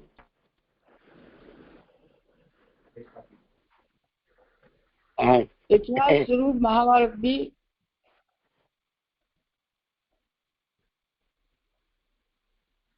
बोलू जी। अब वो लाइन पर है तो उनको करने दीजिए, ठीक है? हाँ, करें आप उपाध्याय जी। हाँ जी। तो ये यहीं तक अभी हुआ जो छोड़नी में जो सूत जी ने ऋषियों से कहा था कि जो कुछ भी हम कर रहे हैं वो आपको प्रसन्न करने के लिए मिथ्या श्रुति रूप नहीं है। आपने इसी निश्चय की अभिव्यक्ति को यहाँ खलु शब्द का प्रयोग किया गया है। आपने शतकोटि विस्तार में विस्तृत समग्र पुराणों का आपने अध्ययन किया है। तत्परांत सांख्य योग, पाशुपत तथा वैष्णव रूप मूल चारों संहिताओं का आपने पढ़ा। इतिहास रूप महाभारत भी आपने पढ़ा। अन्य कथाओं को भी गाथाओं को भी आप ज्ञाता हैं। अतः यहाँ अनग पद से यह अभिप्राय बताया कि उक्त विद्याओं के व्याख्याता आप आदि करके अपनी आजीविका नहीं चलाते हैं, अतः आप निष्पाप हैं। तो निष्पाप आख्यांतप्यधीतानि, आपने पुराण पर व्याख्यान किए तथा उनको पढ़े भी, अर्थात प्रथम अध्ययन करके पुनः व्याख्यान द्वारा उनके दृढ़ करने के लिए इस तरह पुनः पुनः आवृत्ति से इन विषयों में अब आपको कोई भी संदेह नहीं रहा है। और आपने धर्म शास्त्रों को भी अध्ययन किया है। बुद्धिमान पुरुषों के लिए धर्म, अर्थ, काम तथा मोक्ष ये चतुर्विध पुरुषार्थ दो प्रकार के हैं। एक जीव विचारत है, दूसरे ईश्वर विचारत है। इनमें ईश्वर विचारत पुरुषार्थ चारों वेद हैं तथा जीव विचारत पुरुषार्थों में धर्म का निरूपण स्मृति में है, अर्थ का नीति शास्त्र में है, काम का वात्स्यायन आदि में है तथा मोक्ष का सांख्यादन में है। इन शास्त्रों को जब तक सर्वज्ञता प्राप्त न कर ली जाए तब तक भगवत शास्त्र का प्रज्ञान नहीं हो सकता है। इसके लिए धर्म शास्त्रों का उल्लेख किया गया है। उतयाति तदुपरांत अन्य सुप्रसिद्ध अर्थ शास्त्र आदि का लौकिक कथाओं का भी आपने बार बार अवगाहन किया है। इसलिए आप सर्वज्ञ हैं, अतः आपको भगवत शास्त्र का परिज्ञान है। इसमें ये आनक पद से आपको उक्त विद्याओं का व्याख्यान और जीव का न करने का बताया, उससे आपको निष्पाप बताया है। और इनको अध्ययन करके पुनः व्याख्यान द्वारा दृढ़ करने के लिए आपने पुनः पुनः आवृत्तियों से विषयों को भी आपको कोई संदेह नहीं है उसमें। ऐसे धर्म शास्त्रों का भी आपने अध्ययन किया। बुद्धिमान पुरुषों को धर्म, अर्थ, काम, मोक्ष को ये सब आपने बताए। तो धर्त और ये पुरुषार्थ है वो दो प्रकार के हैं, जीव विचारते हैं और ईश्वर विचारते हैं। तो ईश्वर विचारते पुरुषार्थ तो चारों वेदों में है। जीव विचार पुरुषार्थों में धर्म का निरूपण स्मृति में है, अर्थ का नीति शास्त्र में, काम का वात्सल्याद में, मोक्षाद का सांख्याद में है। इन सब की सर्वज्ञता आपने जानी है। ये भगवत शास्त्र का परिज्ञान नहीं हो सकता, इसके लिए धर्म शास्त्र का उल्लेख किया गया। तो ऐसे आपने उसको बताया और लौकिक कथाओं को भी आपने बारंबार अवगाहन किया है। इसलिए आप च्यूत जी से कह रहे हैं कि आप सर्वज्ञ हैं, अतः आप भगवत शास्त्र का परिज्ञान है। यहाँ शंका होती है कि सूत जी और च्यूत परंपरा में ही जाने गए शास्त्रों को भी आप जानते हैं। प्रश्न था अभी एक क्षण रुके हैं। वो ये दूसरे श्लोक की उत्थानिका है। ये वाला श्लोक यहाँ छठा संपन्न हुआ, तो इस पर किसी को कुछ कहना पूछना होता। जी जी जी जी जी यहाँ पे जो ये आया ना कि व्याख्यान आदि करके आप अपनी आजीविका नहीं चलाते, अतः आप निष्पाप है। तो वैसे जो हमने जो आगे पढ़ा था वो सूत जी तो वैसे भी पौराणिक थे, तो उनकी तो वृत्ति थी, ऐसे आ रहा था। तो फिर ये यहाँ से आ रहा है तो वो कैसे समझना?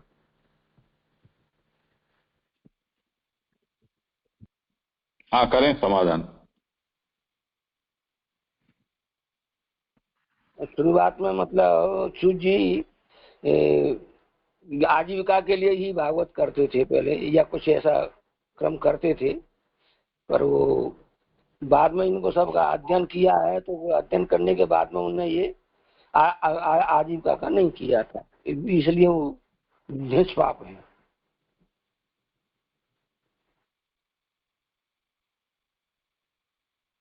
और इस तरीके से ऐसा कहीं यानी पीछे से बंद कर दिया था ऐसा, ये समझ में नहीं आया स्पष्ट रूप से।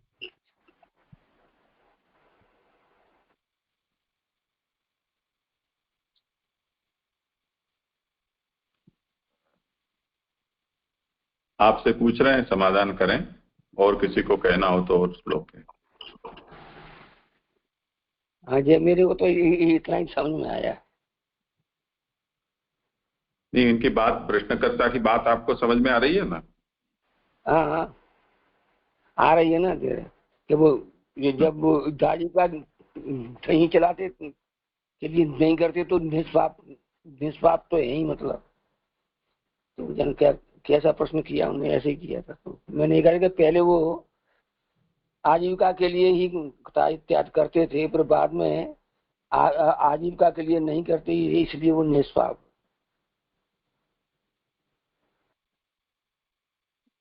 जी ऐसा कहीं उल्लेख आयो नहीं है। इसमें मुझे ऐसा लगता है तेजस भाई कि एक आगे के श्लोक में हम देखेंगे ना, तो वहां पे ऐसा वचन आता है कि पौराणिक सूत ही ब्राह्मणों की सभा में बैठ सकते हैं, इनके अतिरिक्त अन्य क्षत्र धर्मोपजीवी वैश्य वृत्ति करने वाले सूत वहां नहीं बैठ सकते। तो यहाँ ऐसा लग रहा है कि जो मतलब पौराणिक नहीं है लेकिन मात्र आजीविका के लिए कर रहे हैं, इनका तो पौराणिक ऐसा कहा है, यहाँ से दो डिफ्रेंशिएट किए ऐसा मुझे लग रहा है।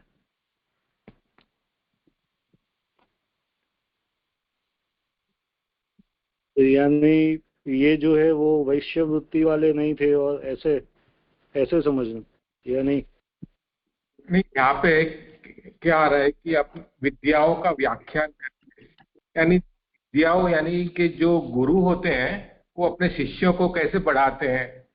विद्या यानी ये तो सूत्र थे, यानी वर्ण शंकर या अपने जो सूत्र थे जो भी, तो वो इस प्रकार से नहीं कर सकते, इनको पूरा ज्ञान, अपितु उन्होंने पूरे शास्त्रों को पढ़ा है। हम देखें कि 10 कोटि यानी 100 कोटि यानी जो श्लोकों की जो पुराणों को भी पढ़ा है, तो उनको वो सर्वज्ञ है, सब जानते रहे, लेकिन उन्हें उस प्रकार की यानी विद्या बेचकर यानी शिष्य बनाकर, यानी जैसे कि टीचर स्टूडेंट कैसे होते हैं उस प्रकार से नहीं, लेकिन जो पुराणों का कथन करके जैसे कि पौराणिक अपनी आजीविका कैसे करते हैं उस प्रकार से उन्होंने आजीविका की थी, ना कि कोई गुरुकुल खोल के या अपनी विद्या यानी देकर ऐसी कुछ यानी कुछ कमाई ऐसा की हो, ऐसा समझ में आता है।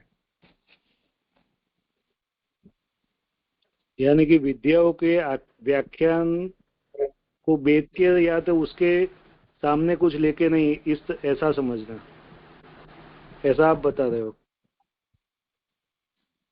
हाँ, यानी कि जैसे कि टीचर स्टूडेंट का कैसे होता है कि यानी अभी जैसे कोई अपने आचार्य वगैरह होते हैं, आचार्य होते हैं, तो वो ऐसे ही करते हैं, नहीं जो गुरु होते हैं, टीचर होते हैं, तो वो शिष्य को विद्या उनको पढ़ाते हैं इनको, और फिर उनसे जो विद्या के अगेंस्ट जो भी जो क्या कहते हैं कि गुरु का फीस जो जो फीस चार्ज करते हैं उस प्रकार से नहीं, लेकिन जैसे कि कथा कहकर यानी उस ऐसे कथा यानी जो कथा के जब प्रसंग आता है, जब कथा कहेंगे और वहां उसके द्वारा जो भी आजीविका आएगी उससे वो अपना निर्वाह करते थे। ऐसे इसमें ऐसा समझो आप कि यहाँ जिनका जो वर्णन किया गया है, त्वया खलु पुराणानि से इतिहासानि चानघ आख्यातान्यप्यधीतानि धर्मशास्त्राणि यान्यतः, आप कितना सब जानते हैं, इतना सब आपने पढ़ा है, और किस तरह से पढ़ा है वो भी कहा, उलट पलट करके, और उन्होंने बहुत अच्छी तरह से उसको पढ़ लिया है। अब इतना सब जो जानता है तो सीधी बात है कि जो जिज्ञासु होंगे वो उनके आसपास घूमते ही रहते होंगे। तो जिन लोगों की परंपरागत और कोई आजीविका न हो और वर्णाश्रम के अनुसार समाज पूरा जीता हो, तब तो फिर सूतों की आजीविका यही थी।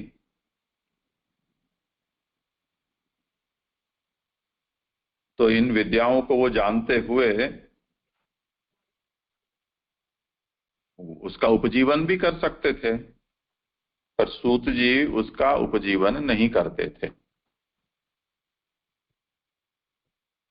यानी इन शास्त्रों को दक्षिणा लेकर पढ़ाते नहीं थे, ये विद्योपजीवन हुआ। पुराण कथा कहना वो एक अलग विषय है, वो विद्योपजीवन नहीं है। पुराण कथा कोई विद्या थोड़ी है।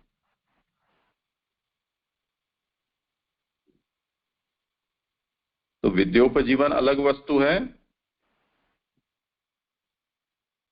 और पुराण कथा करना वो अलग वस्तु है।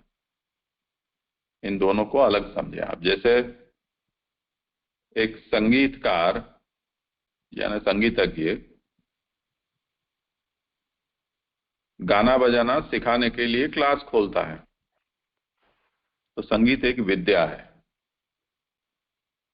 उसको सिखाना और उसकी दक्षिणा लेना ये आजीविका का एक प्रकार है। और एक दूसरा ऐसा संगीतज्ञ है कि जो स्टेज परफॉर्मेंस करके और उसकी फीस चार्ज करता है। वो जो अंतर है वही अंतर यहां समझना है कि विद्योपजीवनम एक अलग वस्तु है और पुराण कथा करना वो दूसरी वस्तु है।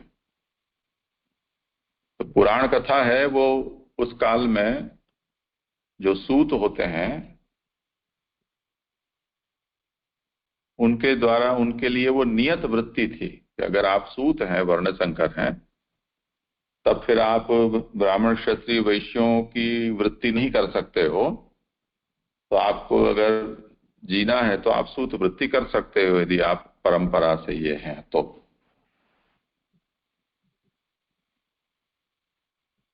यहां पर ये कहा जा रहा है कि ये क्या है, शुद्ध है, निष्पाप है, कि आप उक्त विद्याओं का, यहाँ जिन विद्याओं को गिनाया गया है उन विद्याओं के व्याख्यान आदि करके अपने आजीविका नहीं चलाते हैं, अतः आप निष्पाप हैं। इसलिए इसलिए अनघ ऐसा सूत जी के लिए कहा गया है।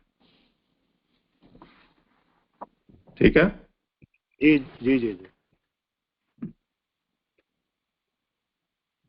ठीक है, आज समय हुआ है तो यहाँ पर आज